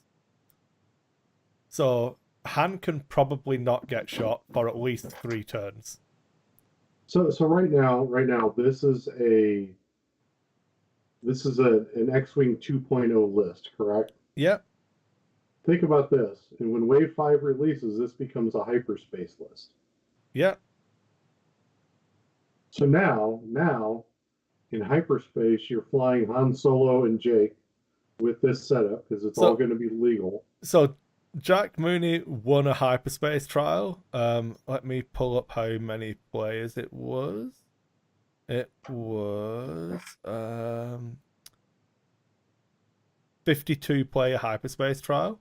But he didn't have Kanan. It did not have Kanan. And that's what I'm saying. When Wave 5 releases, you get this in hyperspace. So now you're putting this list into hyperspace trial legal meta play. Yeah. Yep. With the limited squads to go against it. This is going to be hyperspace's first real test. Is this list? Yeah. What I want to touch on as well is I want to first talk about how you need to play it to make it work before we go too deep into just the bitching and moaning segment, which we do have time for. I'm not bitching and moaning about this. Actually, I think this is this is taking that 1.0 concept, putting it into the 2.0 concept, and soon to be hyperspace trial concept with the min-maxing of the list. You're going to fly this exactly like you flew the Fat Han list back when you flew with Jan Ors. Yeah, way back. And I'm not complaining at all because large base ships in 2nd edition have had a pretty bad rap. Right. I mean, you've seen the occasional. I mean, obviously, we just had the 2. What's the scimitars? We had 2 of those win an event, but beyond that, we haven't seen a ton of large base ships. Like everyone's like, "Oh, what's a large base ship? It's not doing really well." I don't disagree, but do you remember 5 minutes ago when we're saying that if you have 4 ships and you cover every option that Han has and roll perfect damage, there's a And chance still- you only. So I was touching on it earlier. So you've cut out 3 rounds. So 11's the average number of rounds. You've cut out 3 by not dialing in the 4 straight and jousting someone. So by not being an absolute cretin, you've cut out 3 rounds. So you're now down to 8 turns. So if you find a 4-ship list against this, you've got 8 turns of engagement. So if I never hit you, you're never going to get the half points. yeah, you have to do, what is it, 13, so you have to do 7 points of damage to this ship. But you're never going to be able to get No. them, potentially never, because of R2. Yeah. So with 8 shots, you have to roll 3 damage for it to be meaningful. So that's why when you say, Yep. I'm happy that large base ships are good, I get that, but do you think this, like, how many times would you have to play against this? So one thing you need to separate in your head, sorry, just to caveat it No, all, go ahead. is you have to separate, like, me playing this list against you from someone who can execute it perfectly. Because one of the things I want to talk about once we get past this part is, like I said, the way I think you need to look at the asteroid field and the play to make it actually viable. But if someone makes you make those choices every turn and you have 8 turns to actually do 7 points of damage, get half points. That's assuming that Han cannot kill Any of your ships. 74 points of your list. Well, Yeah. I think 3 fire sprays could do damage, actually. This is why I like the 3 fire spray list, because they're unique. You know, they're kind of like a turreted ship, and you have to play them against a list like this, kind of like they're a turreted style ship, where you're going to have Jake. You know, you're not going to go after Jake. I mean, I put 9 dice at Han every turn. Han's going to shoot 4 or 5 dice back at me. I But replace a ship. do you put 9 dice at Han every turn, though? Do You you can. not? Do you can? But do you credit the Han player with the ability to be able to avoid at least one of those arcs? I would hope so. Yeah. But I'm saying the potential's there. I'm not saying you're going to get one round in a game, no matter what, where you're going to be able to put 9 dice on Han. There's going to be one round, and it's probably going to be the first initial contact round, unless you really flub up that opening, because you could fly him medium base ships in full formation to where Han can't avoid that. You know, now a boosting Han, that's why I like engine on it, can do that. That's where the engine upgrade is amazing on this, because now you have to really plan for what you think Han's going to do in this. But why I like the fact that you have the fire sprays against this list is because if he brings Jake in on you, you can shoot it either. If you're pointing away from Han, but still have Han in rear arc, and Jake's coming at you, you have a choice to shoot it whichever one you want. You know, and if your target locked, you have a decent chance of hitting at least one of them. Yeah, and that's it. I think you are not incorrect in what you're saying, but I feel like you're crediting, you're not crediting the. So why would he bring Jake in on you? Why would he? Yeah, he wouldn't have to. Exactly. Yeah, so he wouldn't have to. But if Jake's in the opposite corner to Han, and you choose to go to Han, you're protecting the points. Yeah. So right, but at some point in time, though, because you're NASCARing Han around the board. That's all you're doing. So, weaving in now the rocks. Rubbin's racing. Well, they're not weaving in now. You're just going to follow the outside line of the rocks and force your opponent to stay inside as much as possible. You may have to do a cut across the rocks once in a while to get back outside the rocks. I think that's the key, Sean, is that you need to fly this list successfully. You need to give yourself the option that you cannot be in a position where you only have straights or turn in one direction available. Right. So you want to be able to turn back on you. You need to look at the board as a diamond, not a square. Right. Exactly. You want to be cutting across arcs. Like you don't want to. You want to have like the 4 forwards go across people, not into them. You want to be able to bank into people so that the turn out cuts across them and pulls distance. Because then they have to think, okay, so if he goes 4 straight, that cuts straight across my arc. So then, even if he doesn't boost, he's out of arc. So I need to turn to, if it's coming from right to left, I need to turn to my left.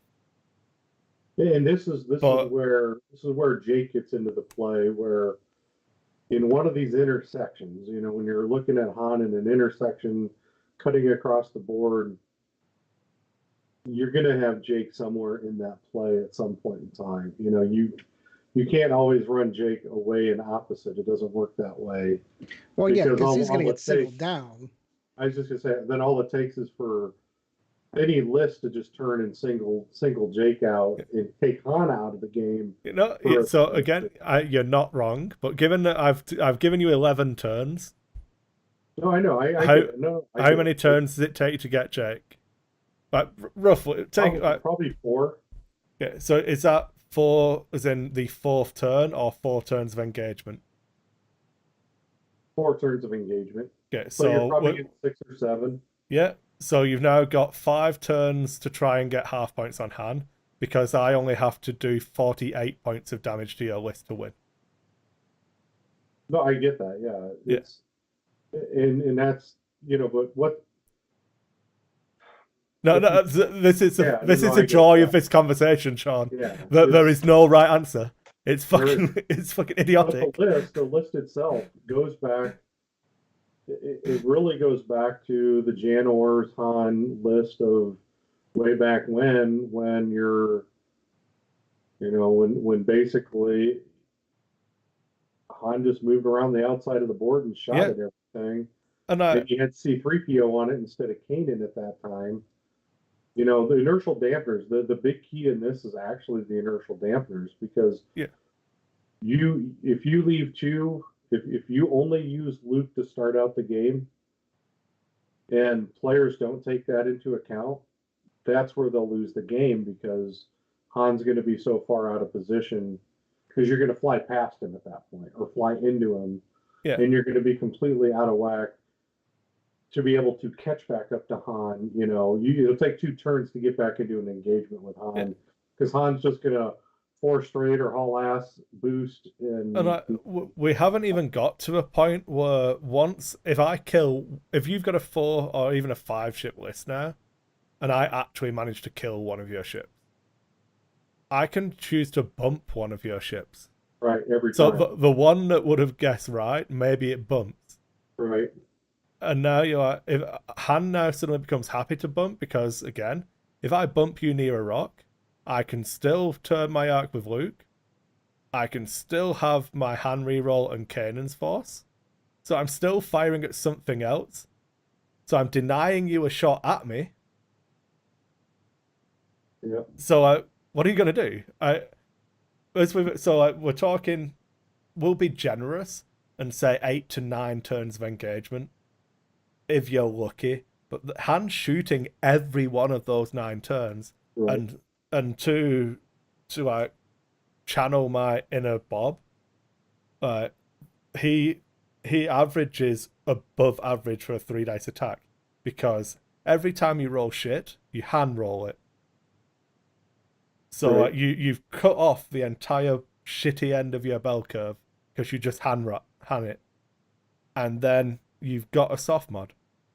So if you roll anything other than 2 hits, you probably hand it. Try again. Right. So you should be averaging above average. So sorry, Han's average output is higher than most. So that's irrelevant of his actual defensive capabilities. So as soon as he gets to 48 points, you can't just focus on Jake anymore, because you lose. if he, God forbid, he actually gets above 77 points, because then you are fucked. Yeah. Yeah. You have Because to you're never going to put that much damage out at that point. yeah, you have to half point Han and kill Jake. Yeah. Oh well, half point Jake, I suppose. So in the hyperspace side, what is he running as the second crew? So for the hyperspace version of the list, you drop Kanan, Jake gets Prockets, and Han gets Nian Num. So he has more blue on his dial to clear the stress Gotcha. from the inertial Yeah, dampness. from the inertial dampers. Yeah. Yeah. So now you're getting a better bid, sort of. Yeah. I think the list is weaker without Kanan. By far. You- By far it is. At the very minimum, I think this list needs Kanan and dampeners to do the shitty maneuver things. R2's good because it gives you an infinite amount of inertial dampeners. So that's why I said that's a core of the list. Right. You've got your 8-point R2D2, which lets you get a shield back every turn. Yeah, you have a 3 in a 3 in 8 chance of flipping up a damage card. But it's not a 3 in 8 because Han can re-roll that because it's Han. Right. If you need a rock, gets to re-roll it. So you shouldn't flip the card. Nathan Hardy did it twice in the final against Tyler, so it does happen. It So does it's fine. happen. But when we're talking about the fact that the metas of waves past and all of that, and it took Tyler Tippett playing quad phantoms. Tyler's been flying phantoms for 3 years plus, I want to say, at the highest level. And it's not like it's not flying. So Tyler can fly the phantoms in the way everyone flies them, where you use a block and slow roll it and control ranges and control a joist. But you can also fly each one of those 4 initiative 4 phantoms as if they were Whisper, Right. where you're getting your focus evade shots to take on all the rebel beef and everything like that you're having to face. And Tyler had I would say Tyler massively outflew Nathan to get the number of shots on him that he did, and it didn't matter because he was rolling 1 or 2 damage, and that doesn't kill him. Right. Not in that time frame. But we start Tyler looking did win it, though, right? So remember, Tyler won in an hour 50 because it was a final. It was untimed. Yeah. I think, and remember, Nathan's list was a cheaper Han with Nora and a Jake, and he rolled extremely high variance on the attacks on Nora to kill her. So Tyler was actually up for the entire game, and Nathan had to run because, again, Nathan's a much better player than I am, so this always feels disingenuous. But as I was saying at the start of the show, that I don't know that me being shit makes me a bad analyst. But I think there was a point where Nathan put himself where he was facing a rock and he cut down on those 8 possible finishing positions. Right. So he gave himself he couldn't sit where he was and boost straight, for example. He couldn't sit where he was. You know what I mean? He cut down on those options and let Tyler get some damage on him. And I think that was probably a misplay. I don't know whether it was because Tyler controlled the shape of the opening or not. It's hard to remember back, and I'd have to speak to both players for their mindset going in to get the full read on it. But Nathan is a high level player, and so is Tyler. By far.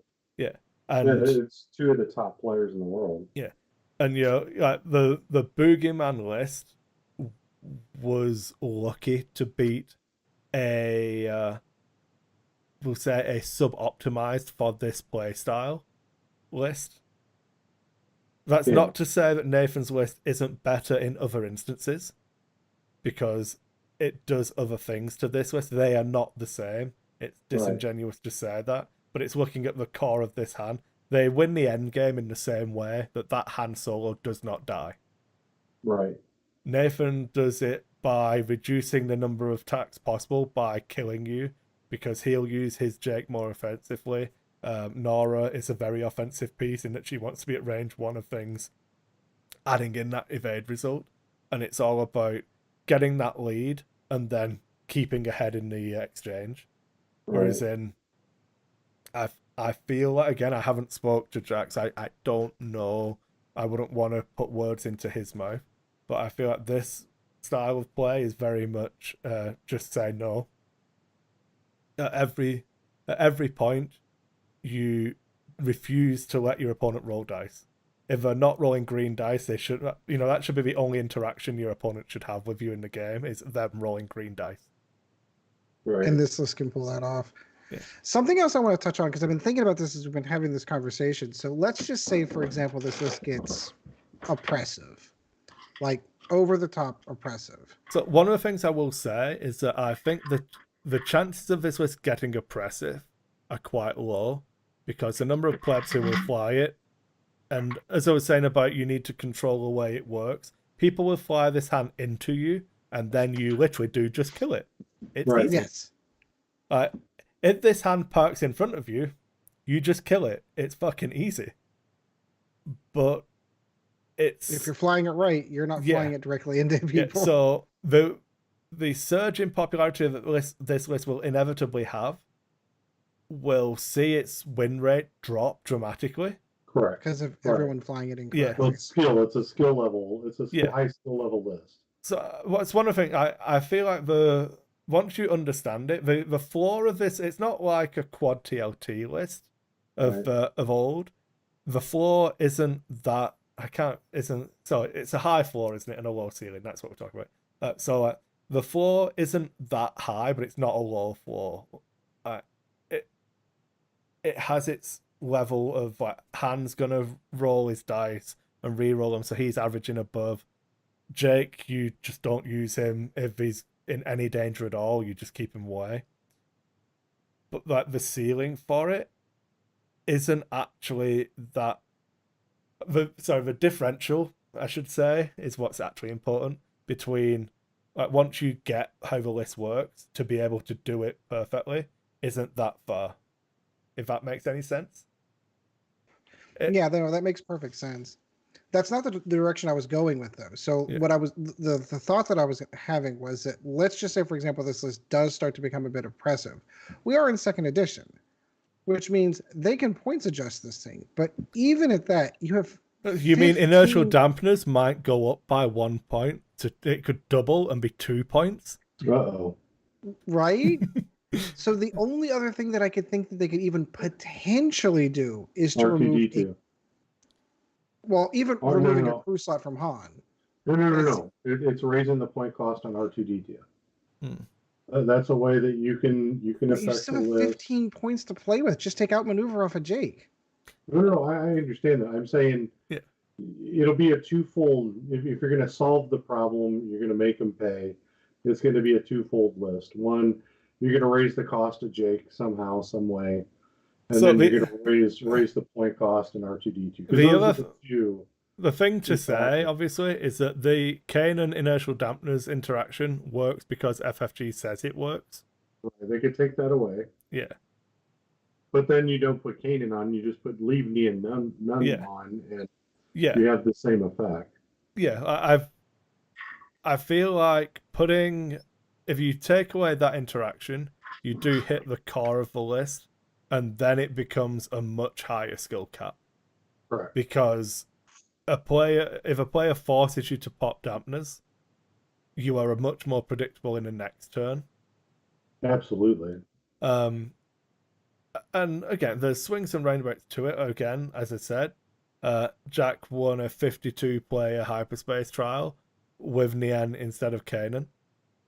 So it's still doable. Can be done. Well, and that's also a highly practiced player. Yeah, I would put that much more on Jack than on the list. Yeah, that's what I'm saying. It's the player at that point. Yeah. When you get that many reps in a list, you're going to know what the list can do, what the shortcomings are, and if you're in a hyperspace, especially right now, Well, the amount of lists you're going to go up against that are going to be effective against you are going to be minimized compared to the 2.0 game. Yeah. Well, you brought us a doozy on this one. No, I thought you'd enjoy talking I about this like one. this is great.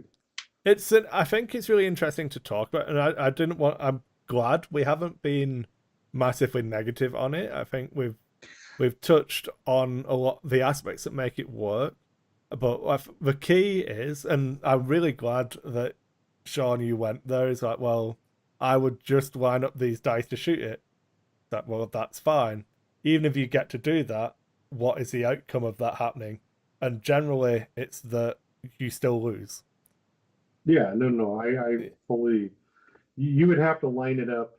You've got to get your 9 dice shot on hand like 2 or 3 times. Yeah. I do not think that is possible.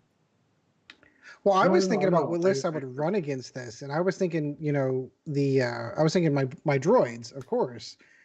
Like, you're going with the energy cell charges. Like, could you get enough damage on Han, and you'd get that shot once. To be honest, Ed, if you want to play your droids into this, I would probably just fucking joust you and still win. Yeah, probably. Because he's just there's a droid. They're just going to blow him off the board. So it doesn't even work. Yeah. Sorry, Sean, go on. Thinking about this right now, you almost have to play a list that can find a way to block Han. Yeah, you need to either be able to block some of his moves, but again, as we said, Han doesn't actually mind blocking because he still gets a guaranteed target locked focus shot almost. Understood. He gets a guaranteed soft target locked soft focus shot. But what you're doing though is you're taking away a full focus shot. Yeah. And like, you need to be able to consider it all, but all of those things reduce your firepower going at him. And that's the key, that you need to have enough numbers and bring those numbers into play early enough before Han can set up all of these weird and wonderful turns that you will get damage through. And if you can get to the half points +1 because he gets a shield back. Right. Yes. But So if you can get him to a point where you're doing damage and then he gets a shield back. So that's the key, I think, is to get rid of the shields as quick as humanly possible, and then be able to find a way to get 2 damage in every shot, because he's going to take a damage and then regen a shield. Yeah. So he's going to lose a shield, take a damage, regen a shield, and then continue that process until you can chunk into that half point. I unironically would like to be able to fortress again against this kind of list. So you know what? Do what you want, man. You take your 5 dice final salvo, because I'm pretty sure mine's better than yours. Right. But I'm just going to sit in the corner over here and just keep dialing 1 straights all day long. But that's against the rules. Yeah. FFG makes you opt into playing this game. Thanks, FFG. Oh, dear. Interesting list. Yeah, I'm definitely gonna have to give this one a try, Chris. We're gonna have to get a game in during the week to see if I'm as bad as I can and I can play this one well. Then that's telling you something. Yeah. So what I wanted to say about you think about the droids is that that Jake becomes an actual ace then. Yes. So he moves after. Yeah. So he then has outmaneuver and lone wolf and gets to play. Yes. So you're so focused on trying to get Han off the board that you forget that Jake's still there and he's still kicking your ass. Yeah. So fun. Interesting. Yeah. Okay. I think we've gone on. I don't want to drone on too much because I don't want us to become negative about it. I think there's issues with it that are easily solved, like the Kanan inertial interaction.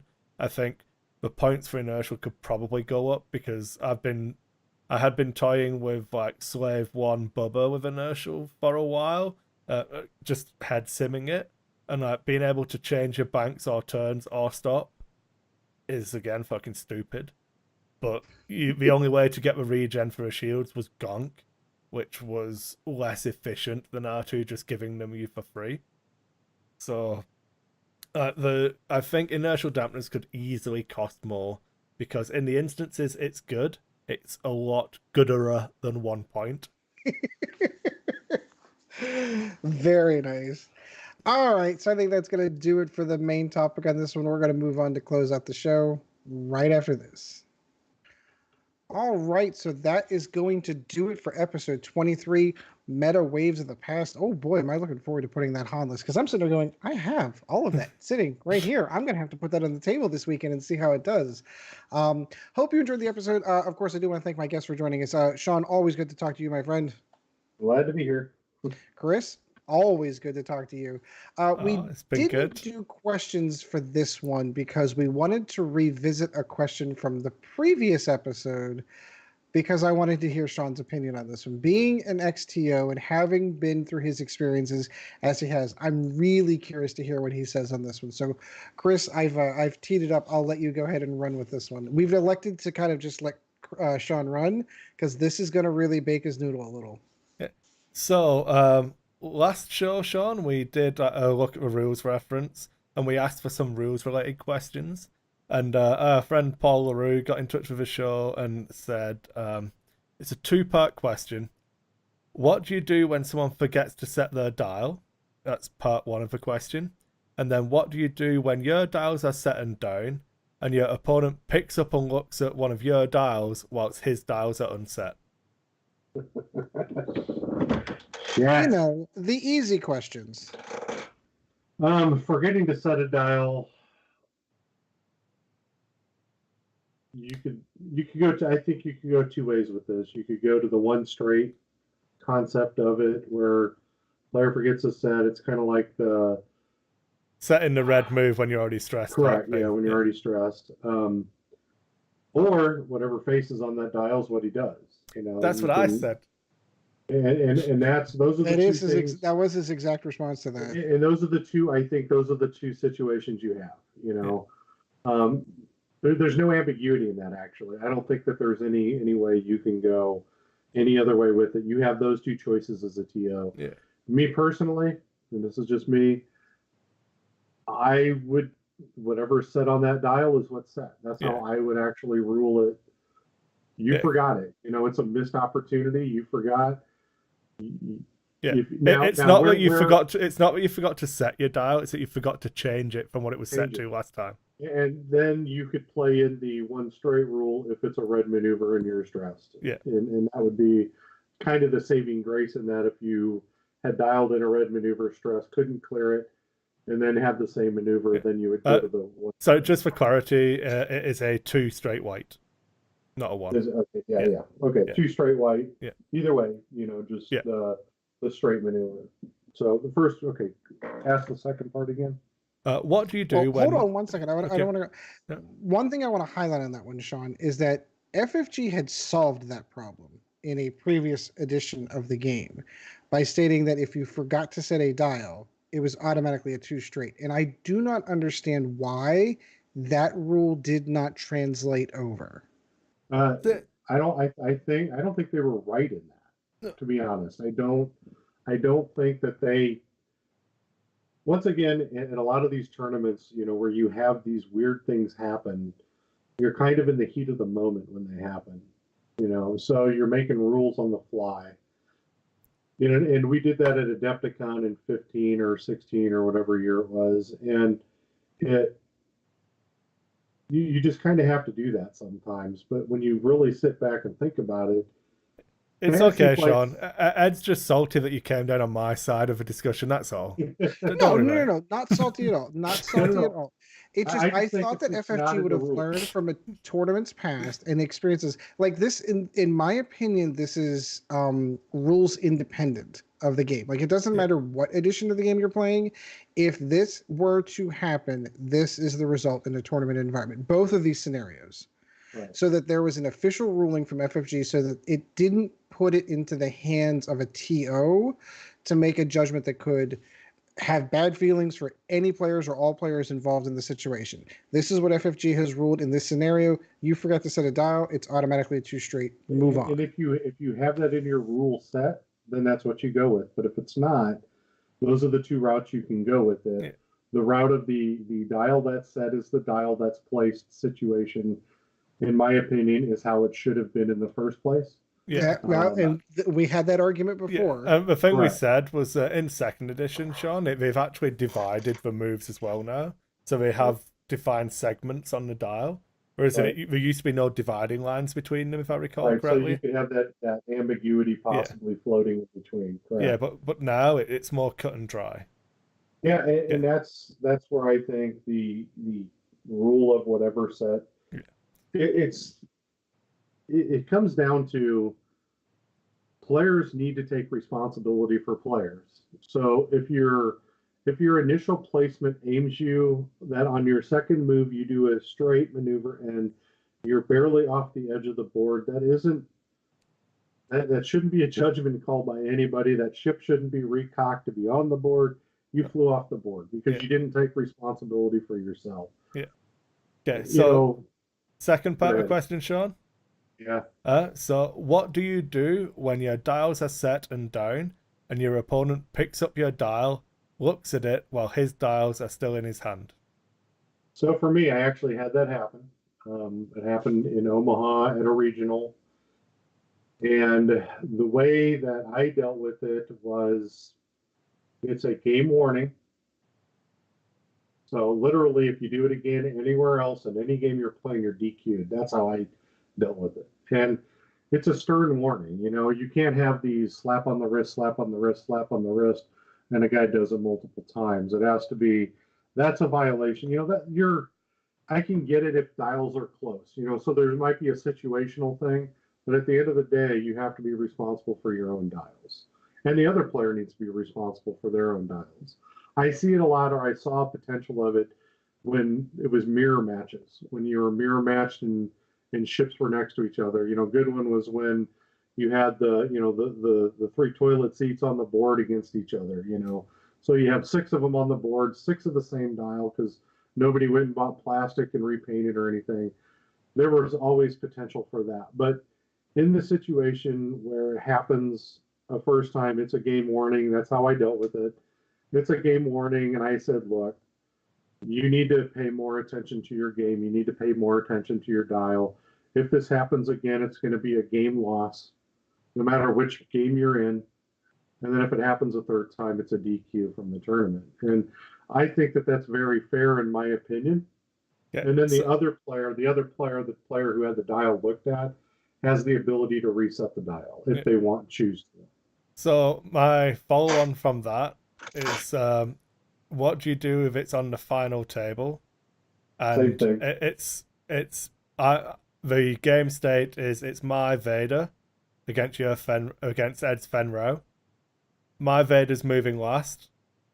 I've got a choice between doing a 1 bank or like a 4 straight, and then it's the last turn of the game. So and Ed looks at my dial. So I look at that the same way that I look at basketball officiating. Okay, so if the rule exists, and this might be shitty for some people to, they may think that this is a cop out or whatever, but in basketball, and I'm not talking pro basketball because that's just garbage, but in college basketball, that's where I'm a huge fan of as a sports fan. What bothers me the most is that you have 39 minutes of a basketball game and referees call it by the rule. And then you hit that 40th minute and a guy who got hit hard or, had a hit on the arm and a shot, 39 minutes ago was a foul. But when it happens at the end of a game, it's not a foul. I have a problem with that. Yeah. So I don't change the way that I view the game, no matter what type of what the match situation is, when the match is happening. If the player did that in a final, and yes, it gives them a great advantage, but I'm going to stay true to my ruling, and it's going to be a game warning if they haven't been warned before. If they've been warned before, it's a game loss. That's the end of it right there. And that's how I would rule it, just because I believe in staying true to your rules that you have set in any match. You know, if he did it a second time, it's a game loss. You know, if it changes the outcome of the game, unfortunately, that's the shitty situation. But the player does have the opportunity to change the dial prior to, you know, doing anything. So, yes, you can't control that. And, you know, I've seen it happen. I've had it happen in tournaments, you know, happened at a Worlds tournament, you know. That's how I would rule it. Yeah. I think on that one, I think I had like a sliding scale of what would happen. Because I think I would be inclined to give him a game loss immediately in the final, if it like dependent on the game state. Yeah, I couldn't. I know where you're coming from, Kris, and I see that, but you're changing the way you're. No, I stated that I'm aware that this is me, but I would rather one of the players hate me than the players hate each other. I understand that, but at the end of the day, you know, if it's two adults have to. No, I don't.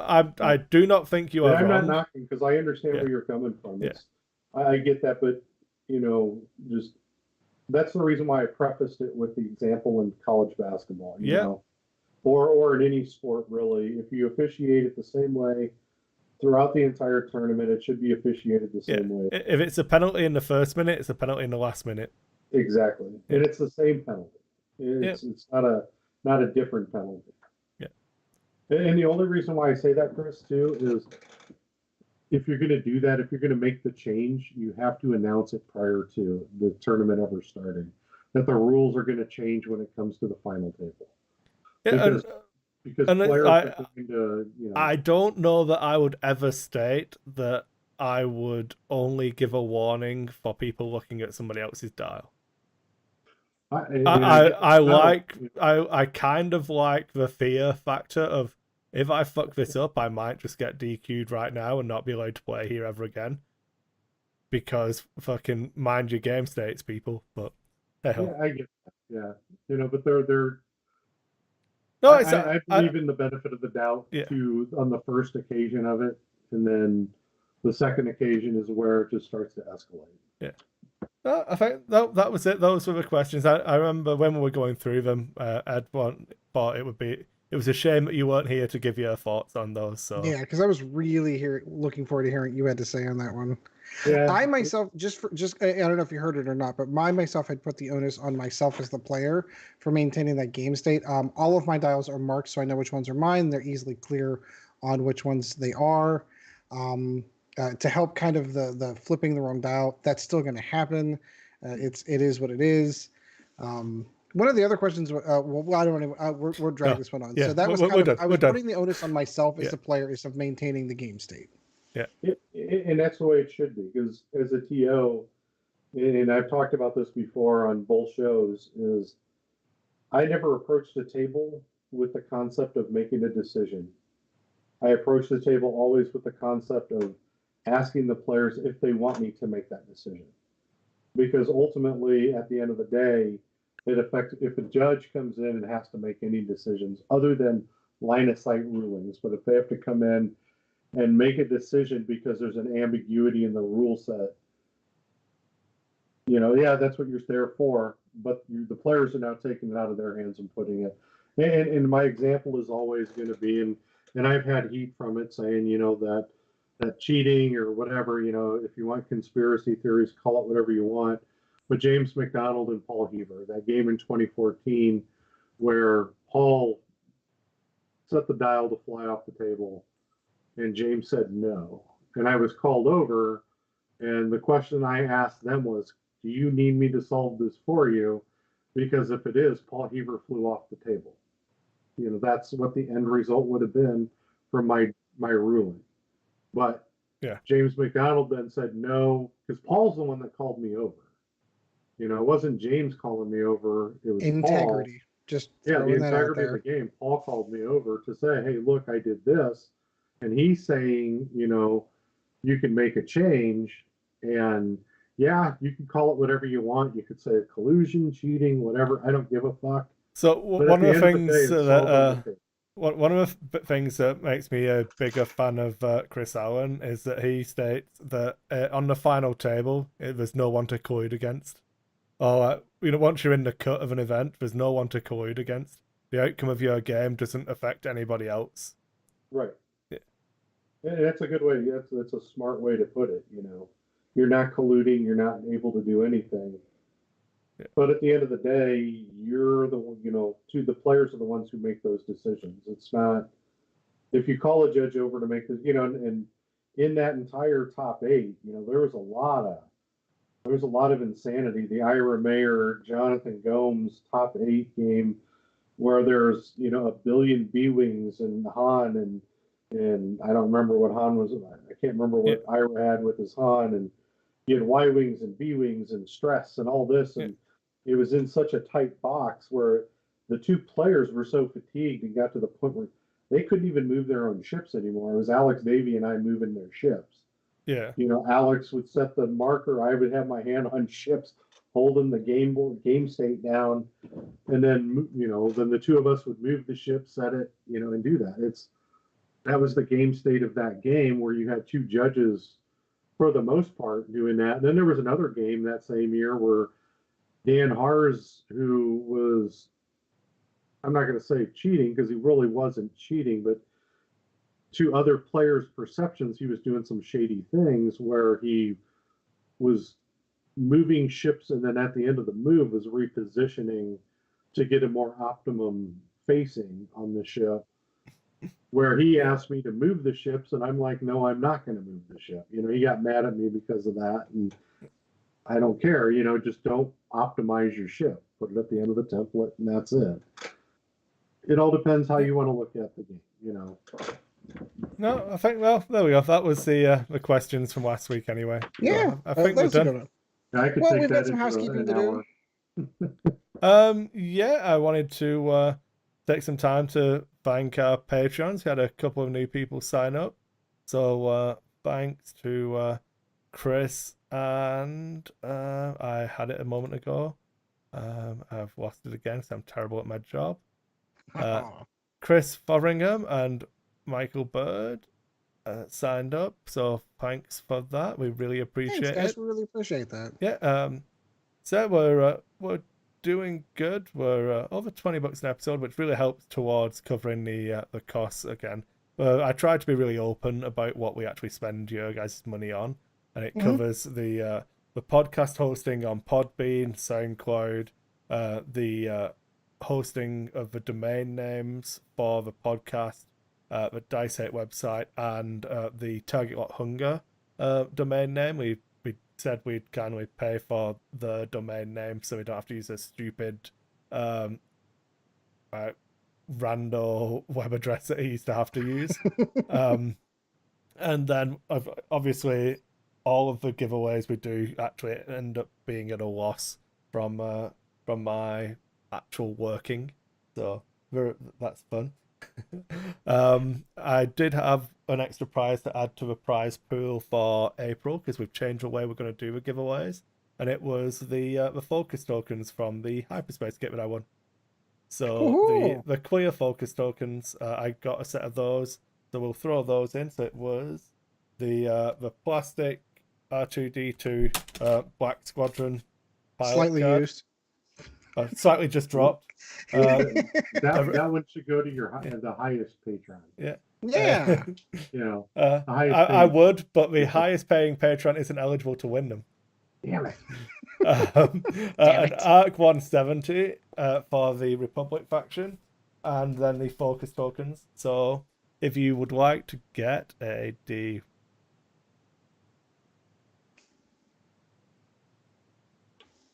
D12 Right here Oh, in my yeah. hands. Get fired in it. So one person is going to win the entire stack this time. Oh, we're at a 12. But at a 12. That would be me. That would be me. You would have been number 1, unfortunately. And I would have Well. needed a D13. So, Kris, you signed up. You have yet to pay $1, and you have just won a lot of stuff. Congratulations. Yeah. So by the time you hear this, I will have charged you $1. So thanks, man. Thanks, appreciate it. Here, have yeah, all this so- stuff for $1. Yeah, Mr. Beast in X-Wing mode. So Kris Fotheringham, I will get all of that in the mail for you. Generally, I try and wait until I can send the latest acrylic things we had cut as well. So it might be closer You mean towards like the end of these May. hot target locks right here, Oh, or yeah. the lack of target locks? Look at Yeah. those. Oh, Yeah. ho, ho. I forgot. Did I send you any of the chance cubes, Sean? That one of our listeners made for us. I can't remember. I put Yeah, I got those. those. Yeah. Okay, Yep, that's I got good. them. That's good. Yeah. And the one mystery of of whether or not they're wooden or plastic has been solved, by the way. Yeah, they are plastic. He actually paints them into the beige color. Does all of the weathering effect on that. Then he paints the colors on them by hand, and then he actually lacquers them so that they're protected. Yeah, my son noticed that they're under the coating, so Yep. yeah, they're really good. They won't chip, which is really good. Yeah. So thanks, Jimmy. Really appreciate that. And I suppose I should tell you where you can get in touch with us if you have any questions. Because whilst we forgot to ask the Facebook question and had other things, if you email us stuff at lackoffocuspodcast@gmail.com, we're always going to be checking that. We have our Facebook page, which is Lack of Focus Podcast. You can watch us on YouTube, on my YouTube channel, which is Dice Hate. We are on everywhere you can find a podcast, I believe. If there is somewhere you can't find us, let me know and I'll look into it. We're on Podbean, SoundCloud, Spotify, the iTunes web app, the Google Play Store. We're in as many places as I could get us. And our listener base has been growing and growing every episode. We're still a small-time podcast compared to what we used to be in the rest of the market at the moment. But we're just really happy you guys actually listen to us. Oh, yeah. There's a bunch of guys Take on shooting board shit all about the X-Wing, feedback. man. So, yeah. I think that's it from me. I can't remember if I've forgotten anything Chad normally says. No, I think you covered it. Plus, we have a lack of focus an in focus episode we got to cover here shortly, and I'd like to do it before I have to go to bed. Good point. So yes, in focus on our Patreon page, which is patreon.com/lackofocus, we actually have extra content for you guys that I only post there. So you don't have to be a Patreon to use or consume that content, but you do have to go there to actually find it. So patreon.com/lackofocus. I'll make sure I'm pretty sure the link's in the show notes normally. I'll have to double check. But yeah, if you go there, we have exclusive content that we only post there. You don't have to give us any money to consume it. It's always there. Like I did a brief intro on Fat Han and a different type of content I was going to do, and see if the other cast wanted to get involved with doing that kind of stuff as well. At a straight to mic stream of consciousness type 10-minute piece. We have some of our games on there between me and Ed on Vassal and stuff. And we're going to be doing Which we need to do more of. We need to do way more of. We do. And we're going to record an In Focus episode talking about the episode 9 trailer right after this. Yep, exactly. So if you want to hear me nerd out and go over my crazy Star Wars theories, that's where you're going to hear it, because I've got all kinds of stuff I want to talk about this trailer. And if you really hate me now, you're really going to hate me on that one. So. All right, so that is going to do it. Thank you guys so much for joining us. And as always, guys, fly casual. Thank you once again for joining the Lack of Focus X-Wing podcast. Check out Dice Hate Productions for all the latest episodes, and we'll be looking forward to seeing you again next episode.